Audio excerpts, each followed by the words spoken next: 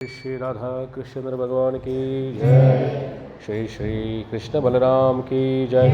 श्री जगन्नाथ बलदेव सुभद्रा सुदर्शन देव की जय। श्री श्री प्रहलाद नरसिंहदेव भगवान की जय। श्री लक्ष्मी पद्मावती श्रीनिवास गोविंद की जय। श्री श्री हनुमान गरुड़ देव की जय। श्री निताय गौरचंद्र की जय। जगद्गुरु विश्वगुरु श्रील प्रभुपाद की जय। नमो विष्णुपादाय कृष्णप्रेष्ठाय भूतले श्रीमते भक्तिवेदान्त स्वामिन्निति नामिने। नमस्ते सारस्वते देवे गौरवाणी प्रचारिणे निर्विशेष शून्यवादी पाश्चात्य देशतारिणे। जय श्री कृष्ण चैतन्य प्रभु नित्यानंद श्री अद्वैत गदाधर श्रीवासादि गौरभक्तवृंद। हरे कृष्णा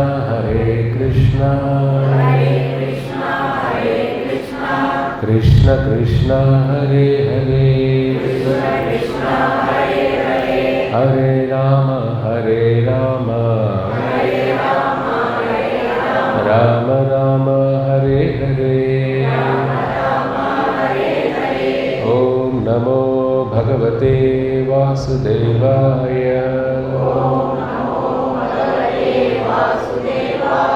ओम नमो भगवते वासुदेवाय। ओम नमो भगवते वासुदेवाय।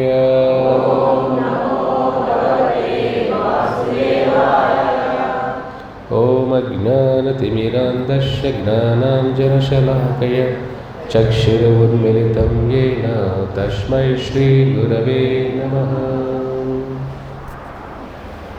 हरे कृष्णा।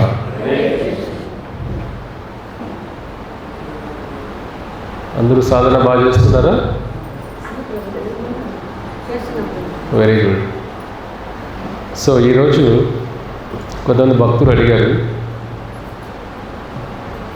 శ్రీకృష్ణ మహాప్రసాదం గురించి.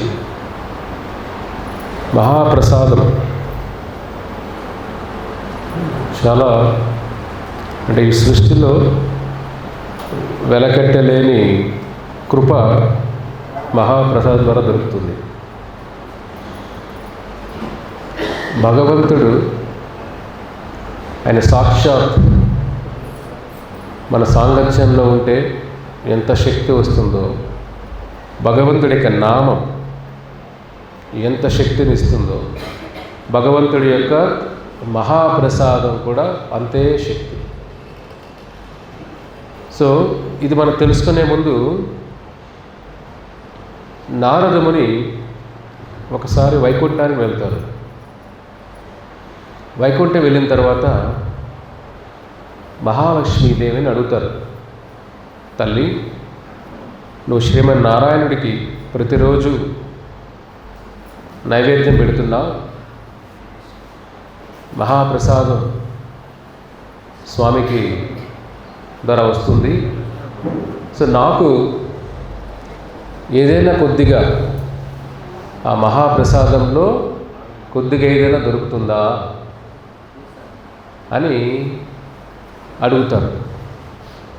అప్పుడు మహాలక్ష్మీదేవి చాలా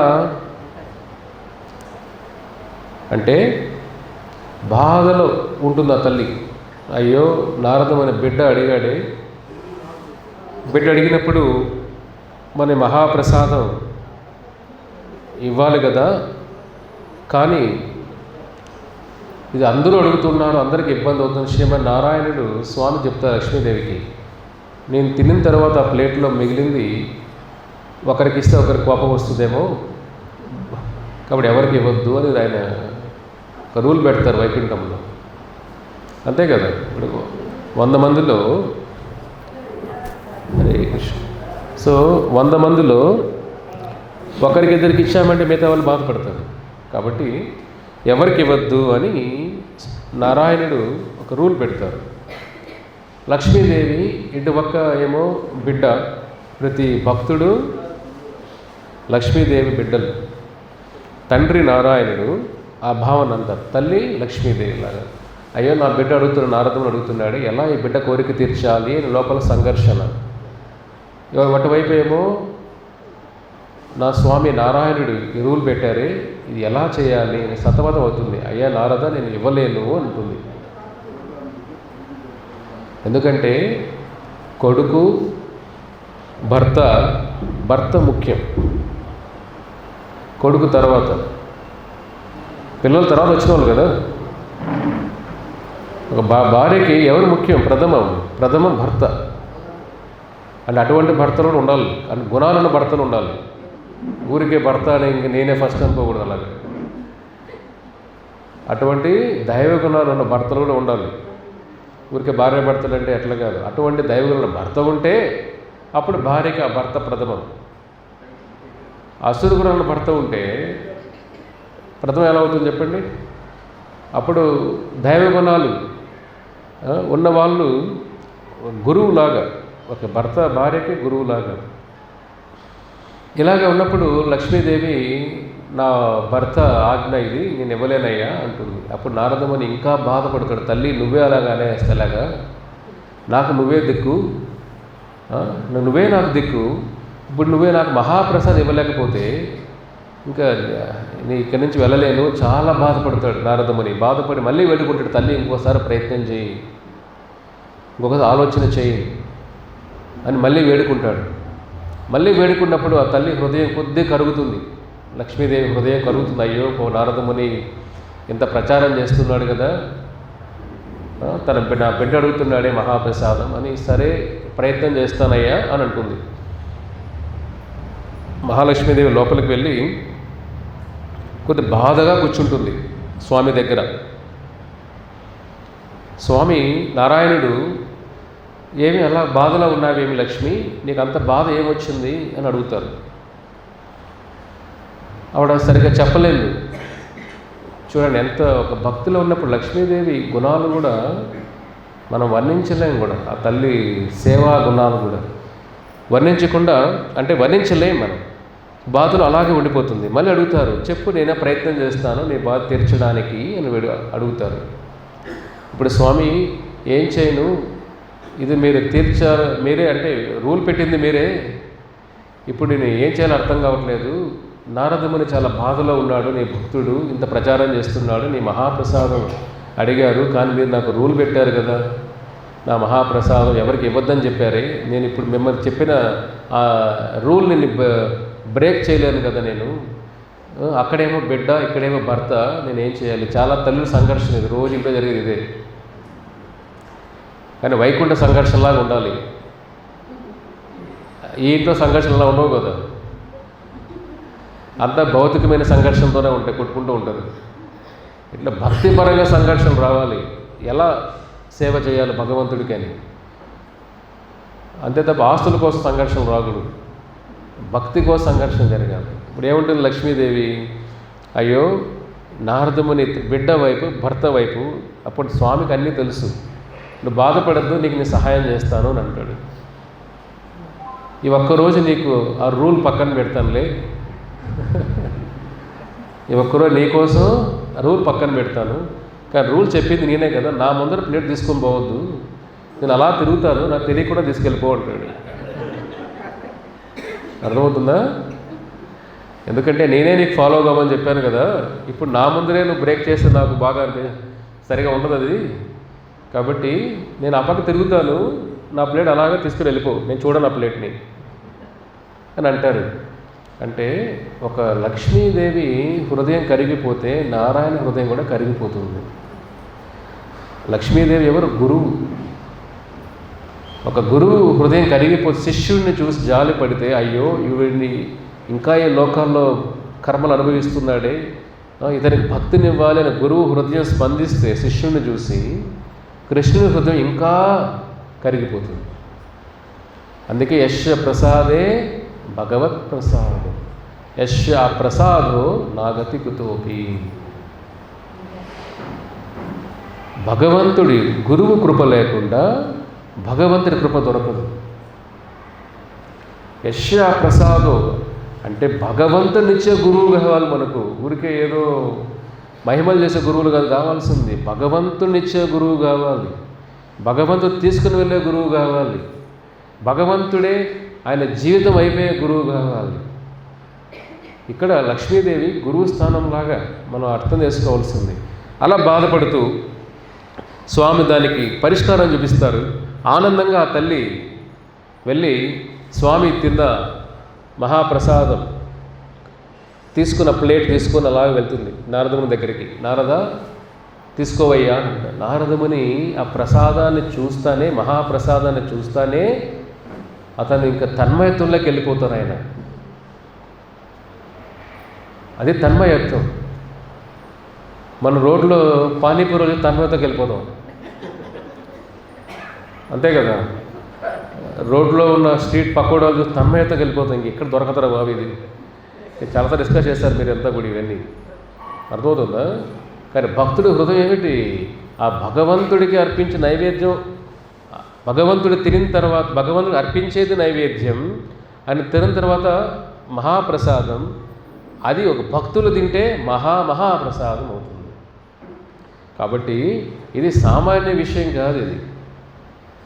సో ఎప్పుడైతే నారదమునికి అది మహాప్రసాదం చూస్తానే తన్మయత్వం వచ్చేస్తాడు. ఎలాగైతే తాగుబోతుకి ఒక గ్లాస్ మందు చూపిస్తాడు ఎలాగ ఊగిపోతాడు, అంతే కదా. ఒక పాన్ పరాకు నమిలేవాడు ఒక 2 ప్యాకెట్లు చూపించామంటే వాడు ఇంకా అది నమిలి వాడు పళ్ళు క్యాన్సర్ వచ్చిన నమలాలనిపిస్తుంది వాడికి. సో ఆ తన్మయత్వంలోకి వెళ్ళిపోతాడు. వాళ్ళకి ఇంత తన్మయత్వం ఉంటే, మందులు సిగరెట్లు వీళ్ళు తాగే వాళ్ళకి తన్మయత్వం ఉంటే, సాక్షాత్ శ్రీమన్నారాయణుడు తీసుకున్న మహాప్రసాదం ఆ శక్తి ఏమిటి? నారదుడు తన్మయత్వంలోకి వెళ్ళిపోతాడు ఆ ప్రసాదం మహాప్రసాదం చూస్తానే.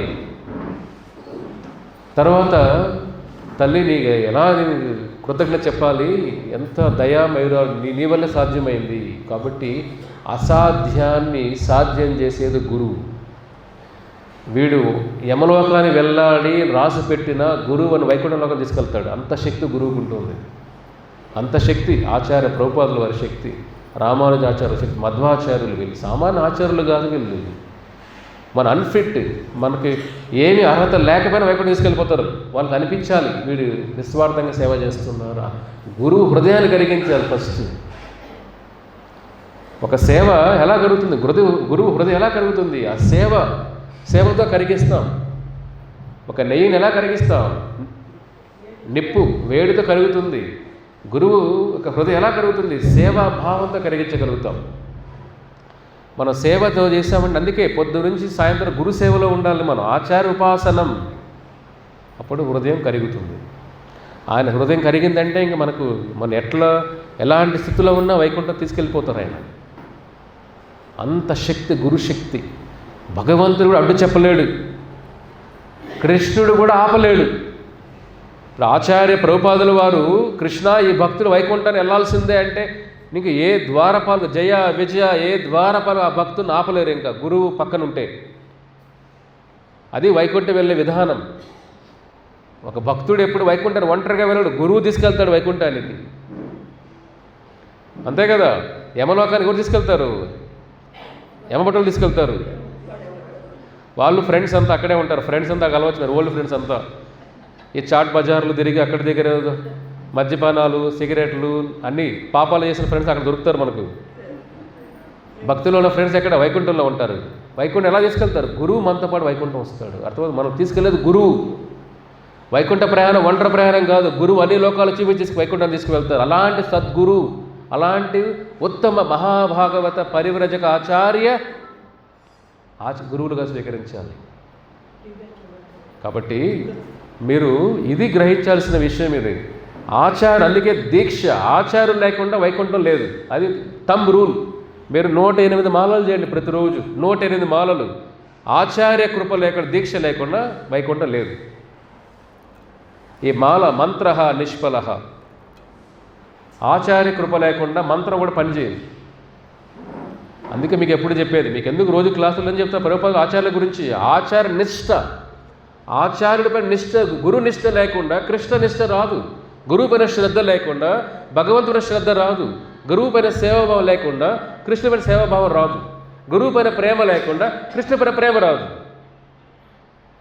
కాబట్టి అది గురునిష్ట ఉండాలి. అందుకే మీ పొద్దున్న నుంచి గురువాష్టకం, గురువందన, ఎందుకంటే గురువు పైన తెలియకుండా మీరు కృష్ణుని తెలుసుకుంటారు. మీరు కృష్ణ గురు చెప్పేదే గురువు కదా. కాబట్టి అందుకే మీ ఎక్కువ మధ్యలో ఇవన్నీ మీరు తెలుసుకోవాలి కూడా. ఎప్పుడైతే నారదముని ఆ మహాప్రసాద్ తన్మయత్వంలో వెళ్ళిపోతాడో, తల్లి అని కొద్దిగా తీసుకుంటాడు, కొద్దిగా మిగిలి ఉంటుంది ఆ ప్లేట్లో, అది కొన్ని మెతుకులే. అది ఎప్పుడైతే అలాగా నాలుక తాకుతుందో, నారదముని ఇంకా ఆ వీణతో నాట్యం చేస్తూ కీర్తనలు పాడుతూ లోకాలంతా తిరిగేస్తూ ఉంటాడు. అందరూ నారదముని ఏమైపోయిందో అనుకుంటారు. ఇది మహాప్రసాదం యొక్క శక్తి. శ్రీమన్నారాయణుడు పెదాలు తాకినదా, అర్థమవుతుందా? ఈ మధ్య లడ్డూలంతా కలిసి చేసి మీరు వినుంటారు పేపర్లంతా కూడా. అంటే స్వామి పెదాలు తాకేది ఎంత అపచారం అది. స్వామి మీ పెదాలు మాత్రం శుభ్రంగా ఏదైనా దానికి ఎంత, భగవంతుడి పెదాలు తాకుతాయి. నైవేద్యం అంటే కళ్ళు ద్వారా ఆయన పెదాలు తాకుతాయి. చూడండి ఇక్కడ ఆ నారదుముని మహాప్రసాదం తన్మయత్వంలో డ్యాన్స్ చేస్తూ ఊగిపోతూ ఉంటాడు. అలాగా కైలాసం వెళ్తాడు. కైలాసం వెళ్ళిన తర్వాత అక్కడ పరమశివుడు నారదుని తన్మయత్వాన్ని చూసి ఆశ్చర్యపోతారు. ఏమిటయ్యా ఎంత తన్మయత్వంలో ఉన్నావే నువ్వు, ఏం జరిగింది నీకు ఏదన్నా అంటే out of the world experience అంటాం కదా, అంటే అద్భుతమైన చూసావా, అద్భుతంగా ఇప్పుడు నువ్వు హరినామం జపం చేస్తూ ఉంటావి, ఆ తన్మయత్వమా, ఏమి కారణం ఏంటి చెప్పు నారదా అని రిక్వెస్ట్ చేస్తారు. అప్పుడు నారదముని కొద్ది శాంతపడి చెబుతారు, అయ్యా నేను వైకుంఠం వెళ్ళాను, తల్లి లక్ష్మీదేవిని అడిగాను, ఆ శ్రీమన్నారాయణుడి యొక్క మహాప్రసాదం కొద్దిగా ఇవ్వు తల్లి అని వేడుకున్నాను, కొద్దిగా దొరికింది, ఆ తన్మయత్వం నాకు తెలియట్లేదు ఏమవుతుందో అని ఆనందంగా నాట్యం చేస్తున్న కీర్తనలు పాడుతున్నాను అంటాడు. అప్పుడు పరమశివుడు, అయ్యా బాగానే ఉంది, అయితే మరి నా కోట ఏదయ్యా, నాకైనా తీసుకొచ్చావా కొద్దిగా, నువ్వు తన్మయత్వంలో బాగానే ఉన్నావు, మరి నాకైనా దొరికి కొద్దిగా మహాప్రసాదం ఎక్కడ అడుగుతాడు. అయ్యో క్షమించండి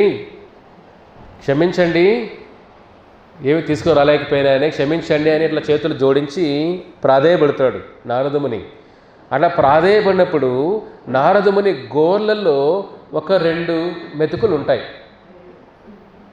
అయ్యో పరమశివ 2 మెతుకులు ఉన్నాయ్యా మహాప్రసాదం అని, అయ్యో ఇవ్వయ్యా వెంటనే ఇవ్వయ్యా అంటారు.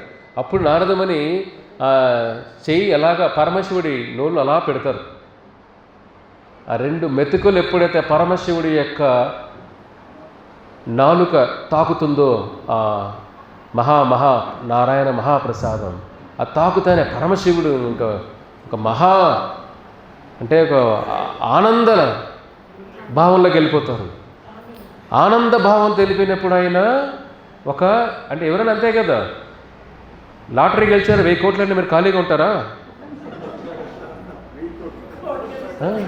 1000 కోట్లు అవసరంలా, 10,000 వచ్చిందా నాట్యం చేసేవారు ఉన్నారు బయట. ఎలాంటిది సాక్షాత్ భగవంతుడికి మహాప్రసాదం తాకుతుంటే నా తన్మయతో ఆనందకి వెళ్ళిపోయి ఆయన శివతాండవం మొదలు పెడతారు, తాండవం మొదలు పెడతారు. ఎలాగంటే ఆనంద తాండవం అది. రుద్రతాండవంలో కూడా ప్రళయ తాండవం వేరు. సృష్టి అంతమయ్యేటప్పుడు పరమశివుడు తాండవం చేస్తారు, ప్రళయ శక్తి. ఆ ప్రళయ తాండవం వేరు, ఇది ఆనంద తాండవం. ఆనందంగా తాండవం చేస్తుంటారు. మామూలు ఆనంద తాండవం ఆయన ఎవరితో చేస్తారు? పార్వతీదేవితో చేస్తారు. కానీ ఇక్కడ ఆయన ఒంటరిగా చేస్తున్నారు ఆనంద తాండవం. పార్వతీదేవి షాక్ అవుతుంది, ఇదేనా ఆయన ఒంటరిగా డ్యాన్స్ చేస్తున్నాడే, ఈయనకి ఏమైందోరా బాబు సో అని ఆవిడ కొద్దిగా చల్లారుస్తుంది. అయ్యో ఏమైంది కొద్దిగా ఏమైందండి, ఇంత ఆనందంగా ఉన్నారే మీరు, ఏం చెప్పాలి పార్వతి, వైకుంఠం నుంచి ఆ నారాయణ మహాప్రసాదం దొరికింది పార్వతి. అప్పుడు పార్వతీదేవి, అయ్యో భార్య అర్ధనాగేశ్వరుడు కదా నువ్వు, ఏనా సగం సగం అంటావే, ఇక్కడ నా సగం ఎక్కడా అడుగుతుంది. నా సగం ఎక్కడా అంటే, అయ్యో పార్వతి క్షమించు, నాకు దొరికిందే 2 వెతుకులోవి తీసుకునేసాను పార్వతి అంటే ఆ తల్లి కోపం వచ్చేస్తుంది. చూడు నువ్వేం ఇట్లు నాకు సగం అర్ధనాగేశ్వరుడు కానీ నువ్వు నాకు మహాప్రసాదం లేకుండా తినేసావే, ఆ తల్లి చాలా కోపం వచ్చేస్తుంది. పార్వతీదేవి కోపం వస్తే సృష్టి కూడా వినాశనమే. ఎందుకంటే భగవంతుడి శక్తి స్వరూపిణి పార్వతీదేవి, శ్రీకృష్ణ శక్తి స్వరూపిణి సుభద్ర, భద్ర. జగన్నాథ స్వామి క్షేత్రంలో సుభద్రాదేవి ఆవిడ అంశలే పార్వతీదేవులంతా కూడా.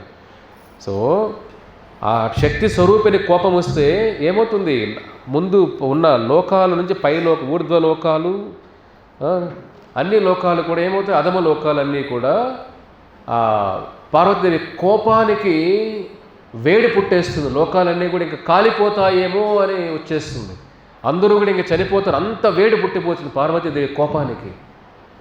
అందరూ ఆ కోపాన్ని ఎలా చల్లార్చాలో తెలియదు. అందరూ బ్రహ్మదేవుడికి వెళ్తారు, ఇదేమిటి పార్వతీ కోపం వచ్చిందండి, అంతా కూడా ప్రళయం వచ్చే విధంగా వాళ్ళు చూస్తుంటే అందరూ సమస్త జీవరాశులు చనిపోతారు, ఇంకా లోకాలన్నీ వెళ్ళిపోతాయి అని భయంతో బ్రహ్మదేవుడికి వెళ్తే బ్రహ్మదేవుడు అందరినీ తీసుకొని స్వామిని వైకుంఠ శ్వేత దీపాన్ని వెళ్ళి స్వామిని మహావిష్ణువు వేడుకుంటారు, స్వామి నువ్వే దీని పరిష్కారం చూపించాలి అంటే దేవతలందరూ వేడుకుంటే అప్పుడు స్వామి గరుడ వాహనం పైన వస్తారు. పార్వతీదేవి దగ్గర వచ్చి, పార్వతి నారాయణి వైష్ణవి ఆవిడ పేరు, బాధపడద్దు, ఎందుకింత కోపం నీకు, చల్లార్చు తల్లి, ఎందుకంత కోపం నీకు, ఏం చెప్పాలి స్వామి. నారాయణ స్వామి నీ మహాప్రసాదం నాకు దొరకలేదు, నాకే ఎంత కష్టంగా ఉంటే ఏం చెప్పాలి మిగతా లోకాల్లో ఉన్న జీవరాశులు. అయ్యో పార్వతిని బాధపడద్దు, నా మహాప్రసాదం ఎప్పుడైనా నీకు దొరుకుతుంది పార్వతి. స్వామి నా గురించి కాదు బాధ, నాకే పరమశివుని అర్ధాంగైన నాకే నారాయణ మహాప్రసాదం ఎంత కష్టంగా అనిపిస్తే వేరే జీవరాశులు సామాన్య మనుషులు ఈ జీవులకందరికీ నీ మహా ఎలా దొరుకుతుంది స్వామి, నా బాధ వాళ్ళ గురించి అని ఆ తల్లి బాధపడుతుంది. అయ్యో పార్వతి నువ్వు బాధపడద్దు, అది కూడా నీ కోరిక తీరుస్తాను. నేను భవిష్యత్తులో నీలాచలం పూరి క్షేత్రంలో జగన్నాథుల్లాగా వస్తాను, నీ కోరిక తీరుస్తాను. నువ్వు కూడా నా క్షేత్రంలోనే నా దేవాలయంలోనే లోపలే ఉంటావు, నీ పేరు విమలాదేవిలాగా నువ్వు పూజలు అందుకుంటావు, అది కూడా ఒక శక్తిపీఠం అవుతుంది. అంతేకాకుండా నాకు నైవేద్యం పెట్టిన తర్వాత పార్వతి మహాప్రసాదం ఫస్ట్ నీకే వస్తుంది పార్వతి, నీకు వచ్చిన తర్వాత పార్వతి మీద అందరికీ వెళ్తుంది, నీ భర్త కూడా నీ తర్వాతే పార్వతి అని పార్వతీదేవికి స్వామి అంతా అభయం ఇచ్చి, కాబట్టి భవిష్యత్తులో ఆ పూరి క్షేత్రం నేనే జగన్నాథుడిగా వస్తాను, నువ్వు కూడా విమలాదేవిలాగా నా పక్కనే ఉంటావు. కాబట్టి అక్కడ అన్న మహాప్రసాద క్షేత్రం అవుతుంది పూరి క్షేత్రం పార్వతి. ఈ మహాప్రసాదం ఏ జీవుడికైనా కులమైన మతమైన ఎవరికైనా మహాప్రసాదం పూర్తిగా దొరుకుతుంది పార్వతి, నీ కోరిక తీరుతుంది పార్వతిని బాధపడద్దు అని అంటారు. కాబట్టి ఆ పార్వతీదేవి యొక్క తపన బాధ యొక్క ఫలితమే పూరి జగన్నాథ క్షేత్రం. కాబట్టి ఆ జగన్నాథుడు శ్రీకృష్ణ నారాయణ మహాప్రసాదాన్ని లోకానికి తీసుకుని వచ్చిన మహాతల్లి పార్వతీదేవి కృతజ్ఞత చెప్పుకోవాలి. తర్వాత లక్ష్మీదేవి, ఆ తల్లి ఆ బాధ లేకుండా ఉంటే నారదుడికి వచ్చేది కాదు, నారదుడికి బాధ దొరకకుండా ఉంటే పరమశివుడికి వచ్చేది కాదు, అది లేకుండా ఉంటే పార్వతీదేవికి బాధ వచ్చేది కాదు. కాబట్టి పార్వతీ ఇప్పుడు ఒక తల్లిలాగా వైకుంఠానికి దారి చూపించే తల్లి. వైకుంఠం వెళ్ళిన తర్వాత ఆ నారాయణుడికి 7 కొండలు ఎలా సేవ చేయాలో దారి చూపించే తల్లి లక్ష్మీదేవి. లక్ష్మీదేవి స్థానం అది. నారాయణుడు ఎలా సేవ చేయాలి ఆ సేవ మార్గాన్ని చూపించే తల్లి లక్ష్మీదేవి. కాబట్టి ఆ విధంగా విమలాదేవి కృప ద్వారా ప్రతిరోజు పూరి క్షేత్రంలో జగన్నాథ స్వామికి 56 రకాల నైవేద్యాలు స్వామికి పెడతారు. నైవేద్యం కృష్ణుడు తీసుకుంటే మహాప్రసాదం, భక్తులు తీసుకుంటే మహాప్రసాదం. అదే అక్కడి నుంచి పార్వతీదేవికి వెళ్ళి తర్వాత ఆనంద బజార్ మళ్ళీ భక్తులందరికీ వెళ్తుంది. పార్వతీదేవి తీసుకున్న తర్వాత చూడండి, నీకు పరమశివుడు నీకు ఇవ్వలేదు కదా పార్వతి, అందుకే నా టెంపుల్ పక్కన దూరంగా పెడతాను అని అంటాడు. అందుకే పార్వతీదేవి ఇప్పుడు జగన్నాథ్ పక్కన ఉంటుంది, భువనేశ్వరుడు దూరంగా ఉంటాడు. అర్థమవుతుందా? చూడండి, అంటే ఇది భక్తుల యొక్క ఆరాటం. ఇది పార్వతీదేవి ఒక భగవంతుడి శక్తి స్వరూపిణి అయినా జీవులకి ఎలా వైకుంఠం తీసుకుని వెళ్ళాలి అని ఆ తల్లి తపన చూడండి. పరమశివుడు గారు వీళ్ళందరూ దేవతలందరూ కూడా మన కోసమే ఇంత జ్ఞానాన్ని ఇస్తున్నారు. మనం ఇక్కడ అవి ఇవి చిన్న చిన్న బంధాలు ఇరుక్కొని ఇంత మహాభాగ్యాన్ని మర్చిపోతున్నాం మనం. కాబట్టి ఈ మహాప్రసాదం ఆ విధంగా ఈ లోకానికి వచ్చింది. కాబట్టి మన ప్రతి ఆహారం ఏం తీసుకున్నా కూడా ఏమిటది? ఏష్టేషం అంతగతం పాపం జననం పుణ్యకర్మనం. ఒక భక్తుడు అవ్వాలంటే పాపాలే ఉండకూడదు. మన జీవితం అంతా పాపమయం, కానీ భక్తులు ఎలా అవుతున్నాం? అది ఆచార్య కృప. యజ్ఞశిష్టా భుజంతే సర్వకిల్బిషై భుజంతే తేత్వగం పాపాయే పచంతి ఆత్మకారణ. అంటే భగవంతుడు నైవేద్యం పెట్టుకుని ఏం ఆహారం తీసుకున్నా అది పాపమే తింటున్నాం కృష్ణ గీతలో అంటారు, 3వ అధ్యాయం 13వ శ్లోకంలో. యజ్ఞశిష్టా భుజంతే, యజ్ఞం కాకుండా నైవేద్యం కాకుండా ఏ ఆహారం తీసుకున్నా అర్జున, ఊరికే భగవద్గీత అంటే కర్మనేవాది కార్యస్తే కర్మలు చేయడమే కాదు, ప్రతి ఒక్కటి మనం తూచ తప్పకుండా ఆచరణలో పెట్టాలి. అప్పుడే మన జీవితంలో మన హృదయంలో ఒక మార్పు అనేది వస్తుంది. యజ్ఞశిష్ట భుజంతే సర్వకిల్బిషై. అర్జున, ఎవరైతే ఆహారం నైవేద్యం నాకు పెడతారో, లేదంటే సర్వకిల్బిషై అన్ని పాపాలు తీసివేస్తుంది మహాప్రసాదం అనేది. కానీ ఎవరైతే ఆత్మకారణాత్, వాళ్ళ స్వార్థం కోసం, వాళ్ళ కోరికల కోసం, నాలుక కోసం, శరీరం కోసం ఆహారం భుజిస్తారో, భుజంతే ఎవరు భోజనం చేస్తారో వాళ్ళు ఏం చేస్తున్నారు? అగం పాపం. వాళ్ళు ఓన్లీ పాపం తింటున్నారు అర్జున. మహాప్రసాదం పాపం తీసివేస్తుంది.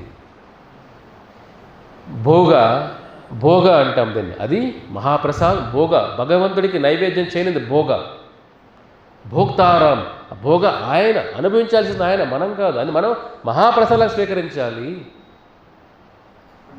ప్రసాదం ఏదో సామాన్య విషయం కాదు ప్రసాదం అంటే.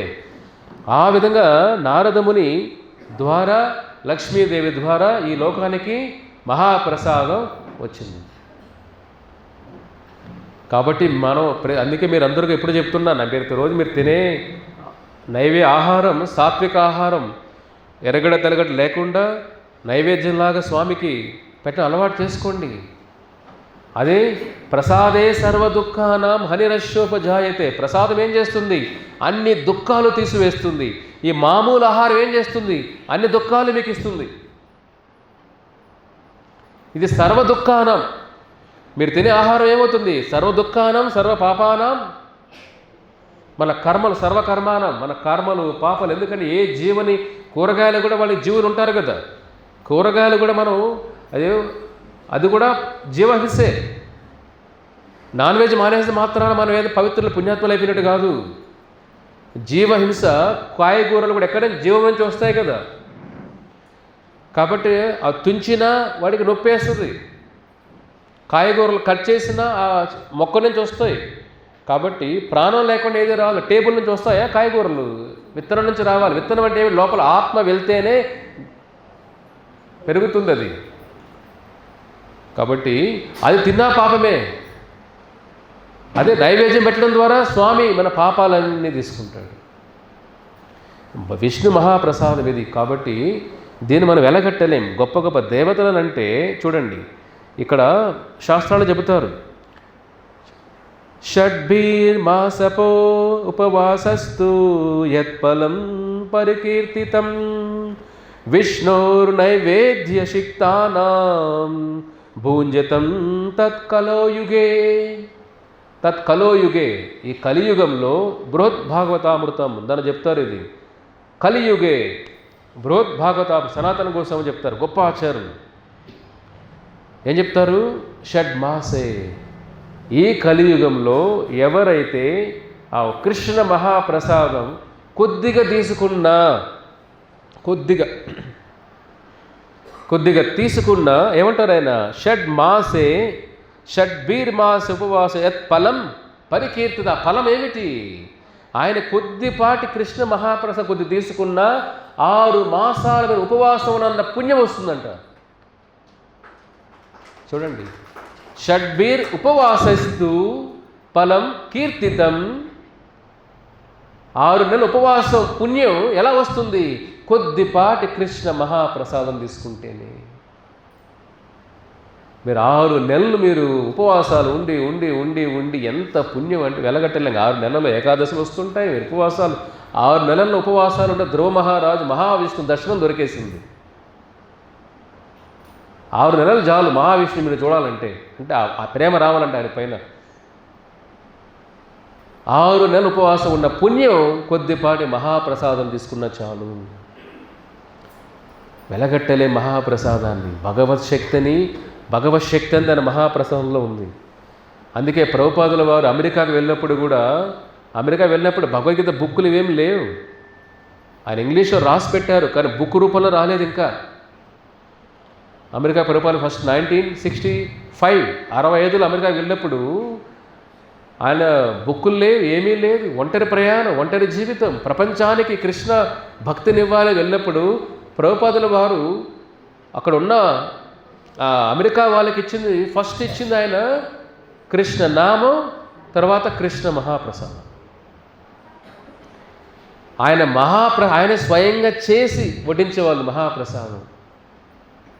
చూడండి, ఆ మహాప్రసాదం ఎఫెక్ట్ ఏమిటి? వాళ్ళ ఉన్న పాప గుణాలన్నీ కూడా మహాప్రసాదం ఏం చేస్తుంది? మన బుద్ధిని మారుస్తుంది, ఆలోచనలు మారుస్తుంది, పాపకర్మలు తీసేస్తుంది, మోక్షాన్ని ప్రసాదిస్తుంది, జ్ఞానాన్ని ప్రసాదిస్తుంది, భగవంతుని ప్రేమ ప్రసాదిస్తుంది, వైరాగ్యాన్ని ఇస్తుంది, జ్ఞానాన్ని ఇస్తుంది, సంసార బంధాల నుంచి విముక్తులు చేస్తుంది, వైకుంఠ ప్రాప్తినిస్తుంది. ఈ మామూలు ఆహారం ఏం చేస్తుంది? పొట్ట నింపుతుంది, కర్మలు వస్తాయి, యమలోక ప్రాప్తి రస్తు. అక్కడ బాధలు, కర్మలు, సంసార బంధాలు, దుఃఖాలు. కానీ మనం తినే ఆహారమే మన జీవితానికి చాలు యమలోకం వెళ్ళడానికి. ఊరంతా పుణ్యం చేస్తే సరిపోదు మనకు, ఆత్మ కూడా పుణ్యం. మనం చేసే పనుల్లో పాపం లేకుండా సృష్టి నడవదు, జీవహింస లేకుండా సృష్టి నడవదు. జీవశ్య జీవనం. ఒక జీవి ఇంకో జీవికి ఆహారం అవ్వాల్సిన సృష్టి ధర్మం అది. కాబట్టి దాంట్లో భగవంతుడు చెప్పినట్టు నడుచుకోవాలి. పత్రం పుష్పం ఫలం త్వయం ఏం భక్త్యా ప్రయచ్చతి. పండ్లు ఆకులు కూరగాయలు పెట్టి అన్నాడు కాబట్టి మనం పెడుతున్నాం. ఆయన భగవంతుడికి నైవేద్యంగా పెడుతున్నాం, ఆయన అడిగాడు కాబట్టి. ఆయన శక్తి పైన మనకు ఆత్మశుద్ధి అవుతుంది. మనం ఇష్టంగా అనుకొని పెట్టట్లో భగవంతుడికి. ఒక ఇంటికి అతిథి వస్తే ఆయనకి ఇష్టమైనది పెడతారు, మీకు ఇష్టమైనది ఆయన పెడతారా? నాకు ఇష్టమైన కాకరకాయ బాగా తినండి మీరు. వాడు కాకరకాయ పట్టదనుకోండి, తెల్లడు అనుకోండి, చెప్పండి. మీ ఇంటికి ఆ గెస్ట్ వచ్చారనుకోండి, మీకు ఇష్టం వేసింది పెడతారా, వాళ్ళకి ఇష్టం కనుక్కొని పెడతారా? కామన్ సెన్స్ కదా ఇదంతా కూడా. నైవేద్యం కూడా ఏంటి? భగవంతుడు ఇష్టమైన ఆయన పెట్టాలి కదా. ఆయన మటన్ బిర్యానీ పెట్టేవాళ్ళం మనం కూడా. చికెన్ అడగలే ఆయన, గుడ్డు అడగలేదు ఆయన, ఎగ్ అడగలేదు ఆయన. ఆయన ఏమడిగాడు? పత్రం పుష్పం ఫలంతో, ఆకులు కూరగాయలు పండ్లు నీరు పెట్టరా చాలరా బాబులు. ఆయన చెప్పింది ఫాలో చేయాలి. ధర్మం అంటే ఏమిటి? భగవంతుడు చెప్పేదే ధర్మం తు సాక్షాత్ భగవత్ ప్రణీతం. భగవంతుడు చెప్పేదే ధర్మం. మళ్ళీ ఇంకో ధర్మాన్ని ఎత్తకూడదు మనం. ఇంకా ఆయన ఒక కృష్ణుడు ఒక మాట వస్తుంది, అదే ధర్మం. ఇంకా వేరే రూల్స్ లేవు, అదే రూల్. మనం ఆయనకన్నా ఎక్కువ ధర్మాలు పెడతాం, ఆయనకన్నా ఎక్కువ ఆలోచిస్తాం. భగవంతుడు చెప్పేది పక్కన పెడతాం. నమ్మకం లేదు మనకు. ఫస్ట్ ఇది భక్తి పైనే. మహాప్రసాద్ ఇంత విన్నాం కదా, రేపటి ఎంతమంది ఫాలో చేస్తారు? చేతులు ఎత్తండి. సగం చేతులు ఇట్లే ఉన్నాయి. అదే నమ్మకం లేకుండా హృదయం మారదు. మందు వినడం ద్వారా ఉపయోగం ఏమీ లేదు, మందు వేసుకుంటూ ఉపయోగం. ఇంత మహాప్రసాదం ఈ లోకాన్ని తీసుకువచ్చి ఎంతమంది దేవతల ఇంత కథ జరిగినప్పుడు మనం శరీరం కోసం తినే తుచ్చమైన శరీరం కోసం ఎంత తింటాం? ఆత్మ గురించి కొద్దిగానే మనకు నెక్స్ట్ భవిష్యత్తు గురించి ఆలోచించాలి కదా, మన జీవిత ప్రయాణం ఆలోచించాలి కదా. ఏ లోకాన్ని వెళ్తాం తెలియకుండా చనిపోతే ఎలాగా? కాబట్టి నిజమైన జీవితం అంటే భవిష్యత్తు తెలుసుకొని చనిపోవడం. ఎక్కడికి వెళ్తామో తెలియకుండా చనిపోవడం మూర్ఖుల్లాగా. మూర్ఖత, అజ్ఞానం చనిపోకూడదు ఎప్పుడు కూడా. అది అతి భయంకరమైన చావు అంటే ఏమిటి? అజ్ఞానంతో చనిపోవడం. అతి భయంకరమైన చావు అంటే ఏమిటి? భక్తి మార్గం తెలుసుకొని కూడా ఫాలో చేయకుండా చనిపోవడం. అతి భయంకరమైన చావు అంటే ఏమిటి? ఇంత జ్ఞానం తెలిసినా పక్కన పెట్టి ప్రశాంతంగా ఉండడం. దుర్యోధనులాగా. చెప్పు ప్రభు, మీరు రోజు చెప్పండి, మేము వినం అంతే. కృష్ణుడే చెప్పిన వినలేదు మేము, మీరు చెప్తే వింటాం మేము. గొప్ప గొప్ప స్వామీజీ చెప్పేది మా బుర్రలో ఎన్నో జన్మలు చూస్తున్నాం ఇక్కడ మేము. మా హిస్టరీ ఏంటి ఇక్కడ? ఈ మందిలో మారిపోతాం మేము, జన్మలో మారం మేము. కాబట్టి మీరు చెప్పండి, మేము వింటాం. కాదు చప్పట్లు కొడతాం, మళ్ళీ సాయంత్రం ప్రసాదం తీసుకొని పోతూ ఉంటాం, మళ్ళీ ఆదివారం వస్తాం, మళ్ళీ వెళ్తాం, ఇంతే. ఎన్ని రోజులు ఇలాగా? అతి భయంకరమైన జీవితం అంటే ఏమిటంటే జ్ఞానం ఉండి ఆచరణలో పెట్టకుండా చనిపోతాడే, అది అతి భయంకర మృత్యు అంటే. అదే తెలుసు, ఏది చేయకూడదో ఏ చేయాలో తెలుసు, కానీ చేయకుండా పోతే తెలియని వాడి పరిస్థితి పడితే. మీ ఊళ్ళో చాలామంది, లక్షల మంది ఉన్నారు, అందరికీ జ్ఞానం లేదు కదా, అందరికి అవకాశం దొరకలా కదా. వేంత అవకాశం దొరికింది, దొరికిన వాళ్ళు అది ఉపయోగించుకోకపోతే వాళ్ళకి మీకు తేడా ఏమిటి? అజ్ఞానమే మనిషికి సగం శత్రువు. అందుకే కృష్ణుడు ఏమంటారు? రాజవిద్య రాజగుహ్యం పవిత్రమిదముత్తమం ప్రత్యక్ష్వాగమం ధర్మ్యం. ఈ గీతా జ్ఞానం ఏమిటి? రాజవిద్య, అన్ని విద్యల కన్నా రాజు, రారాజు భగవద్గీత.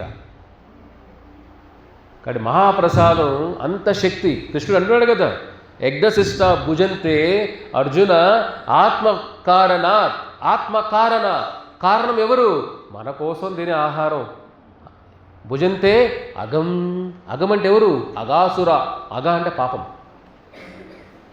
ఇది భయపెట్టడానికి కాదు, నిద్ర లేపడానికి.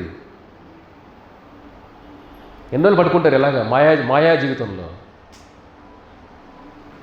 తాగుబోతే ఎలాగైతే వాడు ఎక్కడ పడినా లేచినా వాడికి ఏం తెలియదో, స్పృహ లేకుండా ఉంటారో, అజ్ఞానం ఉన్న వాడికి స్పృహ లేదు, వాడికి దైవ స్పృహ, జ్ఞాన స్పృహ, వైకుంఠ స్పృహ లేకుండా చనిపోవడం అతి భయంకరమైన జీవితం. అది బయట వాళ్ళు గొప్పగా పొగడచ్చు, కానీ గీతా జ్ఞానం ఆచరణ పెట్టిన జీవితం ఏమవుతుంది? వ్యర్థం. నమ్మకం ముఖ్యం ఇక్కడ.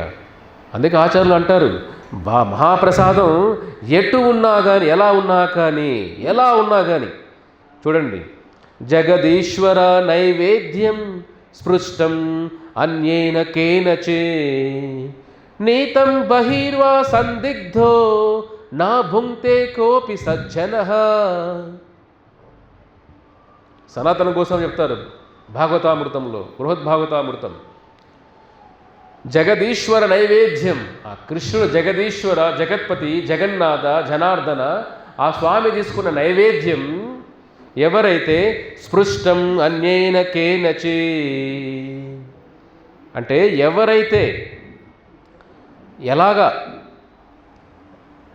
ఎవరు చేసిన, అర్థమవుతుందా? భగవంతుడి కోసం చేసిన నైవేద్యం ఎప్పుడు దానికి దానికి ఏది ఇంకా టచ్ చేయలేని దాన్ని, ఇంకా అది ఎలా ఉన్నా తినచ్చు అని అంటారు మహాప్రసాదం.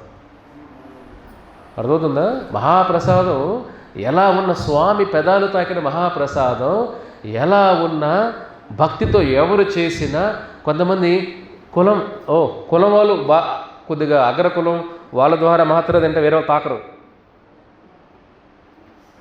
అది కాదు, భక్తి కులం ఉండాల. లాస్ట్లో ఉండే ట్యాగులు కదా కావాల్సింది. మనకు చెప్పినాం కదా, రెడ్డి, నాయుడు, చౌదరి, వర్మ, కర్మ, గుర్మ, గొత్తు, లాస్ట్ మన ఏమిటి? మన కర్మ అన్నాం కదా. సో ఈ ట్యాగులతో కాదు మనకు కావాల్సింది. మన కులం ఏమిటి? భక్తి కులం, కృష్ణ కులం, భగవంతుడి కులం మన కులం. కులం చూడకూడదు. ఎవరైనా ప్రేమతో భగవంతుడికి నైవేద్యం పెడితే ప్రేమగా, భక్తి ముఖ్యం ఇక్కడ. భక్తి ముఖ్యం. భక్తి లేకుండా మీరు ఎన్ని పలహారాలు పెట్టినా స్వామి స్వీకరించు. శబరి ఎవరు? నిషాడ అంటే ఎవరు? నిషాడ అంటే ట్రైబల్ కమ్యూనిటీ, అడవుల్లో పెరిగే నిషాడ జాతి శబరిది.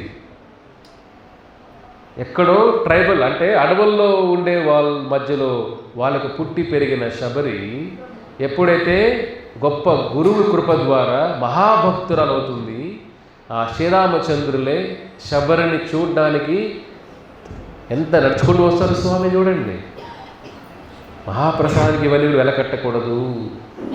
అది ఎప్పుడు చేశారా, ఎలా చేశారా, ఎవరు రూల్స్ ఏ లేకుండా భక్తిగా ఎవరు అర్పించినా స్వీకరించవచ్చు. నమ్మకం ముఖ్యం ఇక్కడ. ఒకసారి రామానుజాచార్య గొప్ప ఆచార్యుడు చెప్పాను కదా మీకు, ఇస్కాన్ సంస్థ ప్రభుపాదుల వారు ఏమీ లేకుండా ఇస్కాన్ సంస్థకి 2 మహా పిల్లర్స్ ఇవి.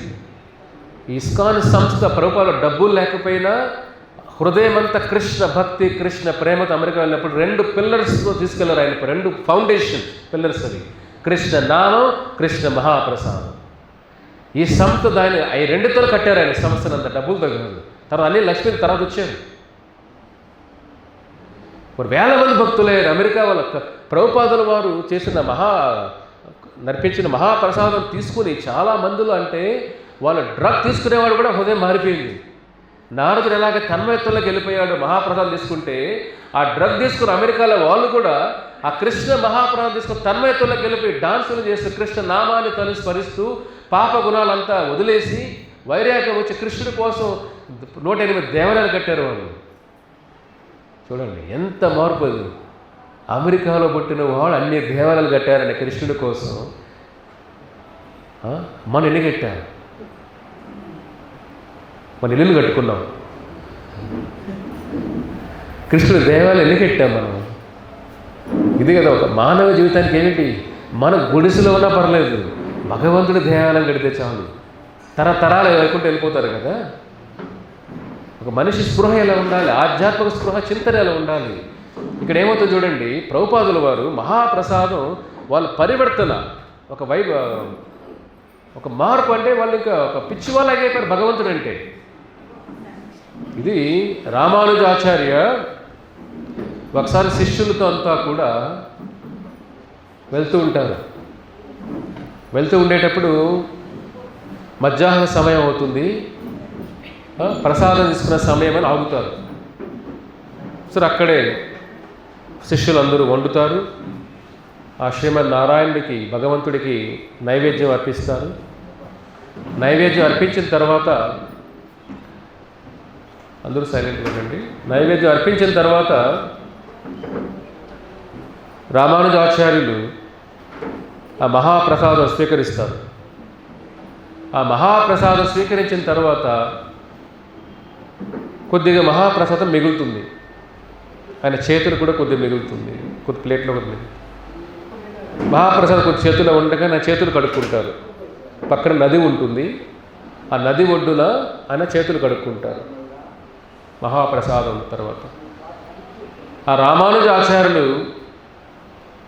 చెప్పాను కదా, కృష్ణుడు తింటే మహాప్రసాదం, దాని తర్వాత భక్తులు స్వీకరిస్తే మహాప్రసాదం.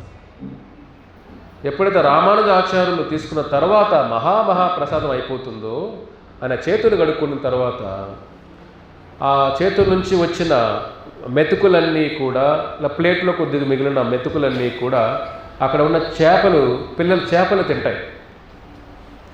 ఎప్పుడైతే చేపలు ఆ రామానుజ ఆచార్యుల యొక్క మహాప్రసాదం స్వీకరించాయో, ఆ చేపలంతా కూడా వెంటనే చతుర్భుజ రూపం వచ్చేస్తుంది. చతుర్భుజ శంఖ చక్ర గదా చతుర్భుజ రూపం వచ్చి అందరి ముందరే వైకుంఠం వెళ్తూ ఉంటాయి చేపలని రామాను నమస్కారం చేస్తూ. అర్థమవుతుందా? ఇక్కడ శిష్యులందరూ వాళ్ళు షాక్ అయిపోతారు. ఇదేమిటిది, మన కళ్ళ ముందరే రామానుజాచార్యుల యొక్క ఆచార్యుల మహాప్రసాదం ఆయన చేతులు గడుగుతుంటే, ఆ మెతుకులు తిని చేపలకి మోక్షం వచ్చేసి వైకుంఠం వెళ్ళిపోయాయే. ఎంత మిరాకిల్ ఇది, అద్భుతం ఇది, ఆశ్చర్యంగా ఉంది. అది వాళ్ళ మైండ్లో అలాగా అంటే షాక్ లాగా అయిపోతారు. చూడండి, గొప్ప ఆచార్యుల మహాప్రసాదం తాకిన చేపలు మోక్షం పొంది వెళ్ళిపోయాయి, వైకుంఠం వెళ్ళిపోయాయి అందరి ముందరే చతుర్భుజ రూపాలతో. మోక్షం అంటే దీపం కాదు. మోక్షం అంటే ఏమిటి? సాలోప్య, సాలోక్య, సారూప్య, సామీప్య, సాక్షి. సాలోక్య మోక్షం. మోక్షం అంటే ఏమిటి? వైకుంఠ స్వామి లోకానికి వెళ్ళడం సాలోక్య మోక్షం. సారూప్యం, రూపం ఏమిటి? కొంతమంది ఏడుకొండల వాడు ఇష్టం. ఏడుకొండల వాడు శ్రీనివాసుని లోకం అంతా కూడా అందరికీ చతుర్భుజాలే ఉంటాయి. అక్కడ జయా విజయాలు చూస్తారు కదా మీరు, వాళ్ళు చతుర్భుజాలు ఉంటాయి. వైకుంఠ శ్రీమన్ నారాయణ లోకంలో అందరికీ చతుర్భుజాలు ఉంటాయి. అది నాకు రామచంద్రులు ఇష్టం. రామ అయోధ్య లోకాన్ని, వైకుంఠ లోకాలు అయోధ్య లోకానికి వెళ్తే అందరికీ ఇక్కడ ద్విభుజాలు, 2 భుజాలు ఉంటాయి. అదే నాకు కృష్ణుడు అంటే ఇష్టం అని వృందావనంకి వెళ్ళిన వైకుంఠంలో అందరికీ కూడా కృష్ణుడు ఉన్న రూపంలాగా. అది సారూప్యం. మోక్షం అంటే సాలోక్యం, స్వామి లోకానికి వెళ్ళడం. సారూప్యం, కృష్ణుడు నారాయణ నరవరాహ అని స్వామి రూపమే, అదే రూపం రావడం. సామీప్యం, స్వామికి పక్కనే ఉండడం, సేవ చేయడం. సాష్టః అంటే స్వామి యొక్క ఐశ్వర్యం కూడా మనం అదే ఐశ్వర్యం మనం కూడా అనుభవించడం. లాస్ట్ సాయుజ్య. సాయుజ్య అంటే బ్రహ్మజ్యోతి, నిరాకార మోక్షం. అది వైకుంఠంలో ఎంట్రన్స్ లేదు వాళ్ళకి. భగవంతుడి రూపం లేదన్న వాళ్ళకి వైకుంఠంలో ఎంట్రన్స్ లేదు. వాళ్ళు వైకుంఠం అవతలే ఉంటారు. కాబట్టి ఎప్పుడైతే శిష్యులే చూస్తారో వాళ్ళు షాక్ అయిపోతారు. వెంటనే వాళ్ళకి అది అట్లే ఉంటుంది. రామానుజాచార్యులు ఇంకా మామూలుగా వెళ్తుంటారు. ఆయన పెద్దగా షాక్ అవ్వట్లేదు, మామూలుగా వెళ్తున్నారు ఆయన. చూడండి, ఆచార్యులు తెలుసు మహాప్రసాదం యొక్క శక్తి ఏమిటి అని. వెళ్తుంటే శిష్యులు స్లోగా నడుస్తూ ఉంటారు. రామానుజాచార్యులు ఏం వెనక్కి తిరిగి చూస్తారు. వాళ్ళు స్లోగా నడుస్తుంటారు. ఏంటి మీరు స్లోగా ఫాస్ట్గా రండయ్యా అని అంటారు. వాళ్ళకి ఏదో మదన పడుతూ వస్తారు. వచ్చి గురువుగారు అడుగుతారు, ఆచార్యులు రామానుజాచార్యులు అడుగుతారు. ఆయన కూడా ఏంటయ్యా దిగులుగా ఉన్నారు, ఏమిటి స్లోగా నడుస్తున్నారు, మీరు తల వంచుకున్నారు, ఏమైంది మీకు, అంతా బాగానే ఉందా అని అడుగుతారు. మాకు ఒక ప్రశ్న మమ్మల్ని గుండెలు పిండేస్తుంది ఆచార్య. వాళ్ళు 5 మంది సన్యాసులు, ఆయనతో పాటు ఉన్న శిష్యులు, పెద్ద గొప్ప మహాభక్తులు వాళ్ళు కూడా. ఈ ప్రశ్న మమ్మల్ని పిండేస్తుంది. ఏమిటి? గురువుగా ఆచార్య రామానుజ, మీతోనే మేము ఇన్ని సంవత్సరాలుగా ప్రయాణం చేస్తున్నాం, సేవ చేస్తున్నామే. మేము ప్రతిరోజు మీ మహాప్రసాదం తీసుకుంటున్నామే. మాకెందుకు మోక్షం రాలేదు? మీరు జస్ట్ వచ్చి చేతులు కడుక్కున్న చేపలు తిని వైకుంఠం వెళ్ళిపోయాయి. మేము ఇంత సేవ చేస్తున్నామే, సన్యాసం తీసుకున్నాం, మీతో నడుస్తున్నాం, మీతో పాటు సేవ చేస్తున్నాం, మీ మహాప్రసాదం మేము స్వీకరిస్తున్నాం కదా. కానీ మాకెందుకు వెంటనే ఆ మోక్షం రాలేదు? చేపలకి మోక్షం వచ్చింది. కరెక్టా కదా? ఎందుకు వచ్చింది చేపలకి మోక్షం?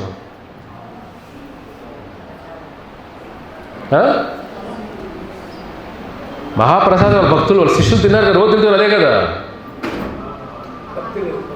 రోజు తినేది అదే కదా. వాళ్ళు రామానుజాచార్య వదిలిన తర్వాత మహాప్రసాదం గురువు తినిన తర్వాత శిష్యులు తీసుకుంటారు దాన్ని, వదిలేసిన దాన్ని మహాప్రసాదం లాగా.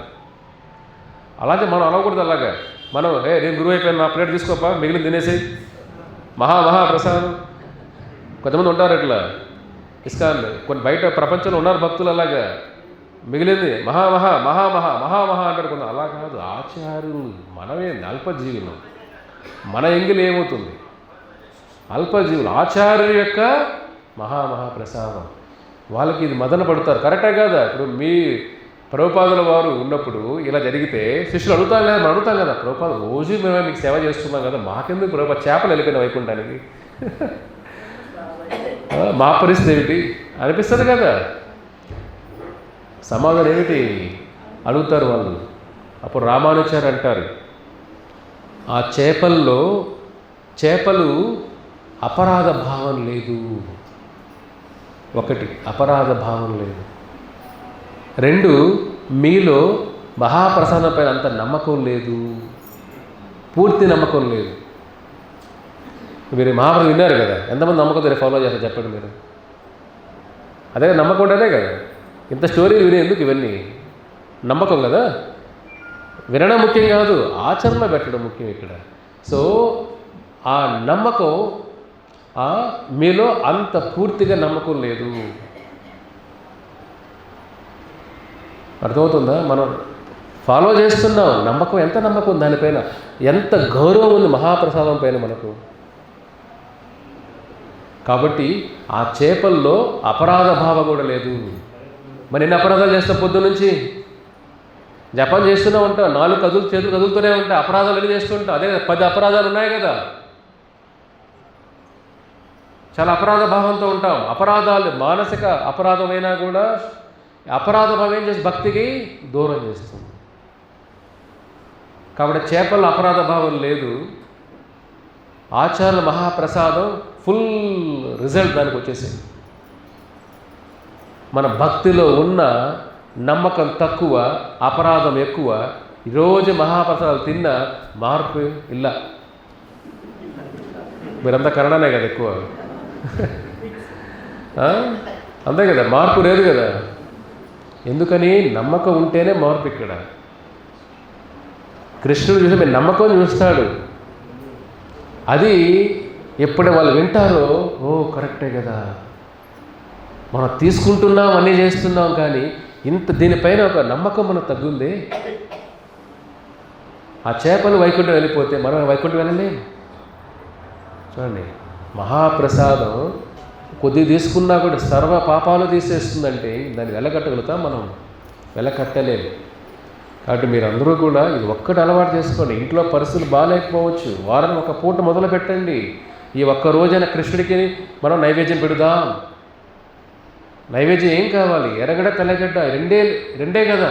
ఆయన మీకు అన్నీ తినద్దని చెప్పాడా? ఆయన ఏమన్నా చెప్పండి, మీకైనా పద్యం పెట్టాడా? ఆయన తినద్దని చెప్పాడా? 2 పదార్థాలు తినద్దని, రెండు కూరగాయలు లేకుండా బతకలేం మనం? చెప్పండి. డబ్బులు లేకుండా బతకలే, కష్టమే. కూరగాయలు లేకుండా బతకలేమా? 2 కూరగాయలు లేకుండా బతకచ్చు కదా. ఆరోగ్యం బాగాలేకపోతే బతకలే, కరెక్టే. 2 కూరగాయలు లేకపోతే బతకలేము. ఈ నమ్మకం ఉండాలి. ఈ నమ్మకం అట్లీస్ట్ నమ్మకం ఎలా మొదలవుతుంది?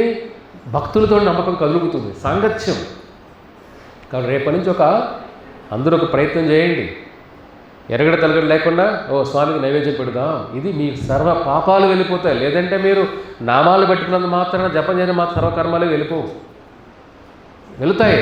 కానీ జపంలో కూడా నమ్మకం ఉండాలి. మళ్ళీ జపం చేస్తా, హరినామ నమ్మకం ఉండాలి కదా. అది రామానుజాచార్యులు వాళ్ళ శిష్యులు చెబుతున్నారు, నమ్మకం అనేది ఉండాలి. కాబట్టి ఇంత విన్నా కూడా మీరు ఆచరణలో పెడితే ఆ చేప పిల్లలాగైతే వైకుంఠం చేరుకున్నాయో మనం కూడా వైకుంఠం చేరుకోవచ్చు. కాబట్టి ప్రభుపాదుల వారు ఎప్పుడూ కూడా ఈ మహాప్రసాదం, అందుకే మన అక్షయ పాత్ర సంస్థ ద్వారా కానీ లేదా బయట మన దేవాలయంలో కానీ, ప్రతి దేవాలయం అంటేనే మహాప్రసాదం తినే అదృష్టం ప్రతి జీవుడికి ఇవ్వాలి అని.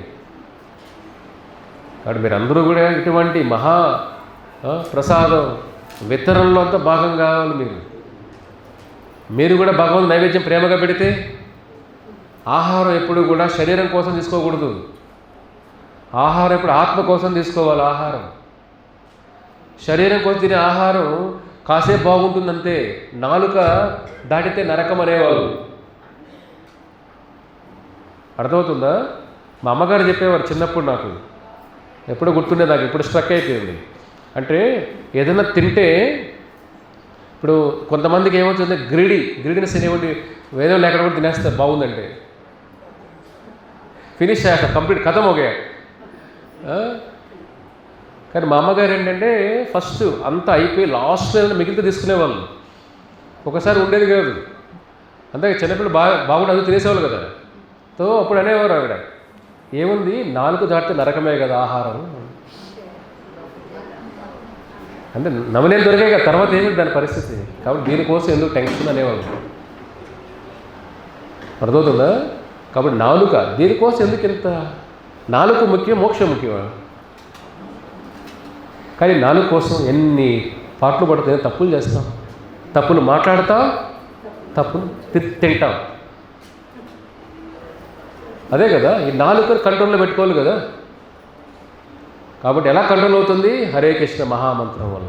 కాబట్టి మీరు అందరూ చేయాల్సింది, వారానికి ఒక పూటైనా భగవంతు నైవేద్యం పెట్టండి, ఎరగడ తలగడ లేకుండా పెట్టండి. ఎలా పెట్టాలో కూడా భక్తులు అడగండి, ఒక వీడియో ఉంది, అది మీకు పంపిస్తారు కూడా. అలవాటు చేసుకోండి. లేదంటే ఏమిటి? మానవ జీవితం దేనికోసం చెప్పండి? మానవ జీవితం శరీరం కోసం, శరీర పోషణ కోసం మానవ జీవితం, శరీర పుష్టి కోసం మానవ జీవితం. ఈ ఒక్క జీవితంలో మీకు ఇంత జ్ఞానం తెలుసుకునే అవకాశం భగవంతుడు ఇచ్చాడు మీకు. ఏ జీవుల్లో ఈ అవకాశమే లేదు. ఏ జీవులకు కూడా భగవంతుడికి నైవేద్యం పెట్టే అవకాశమే లేదు. తినే అవకాశం ఉండొచ్చు, ఇవాళ భక్తులు ఇస్తే చేపలు తిన్నట్టుగా, అది రేరు కదా, అరుదు. అది కూడా అందరికీ దొరుకుతుందా అవకాశం కూడా?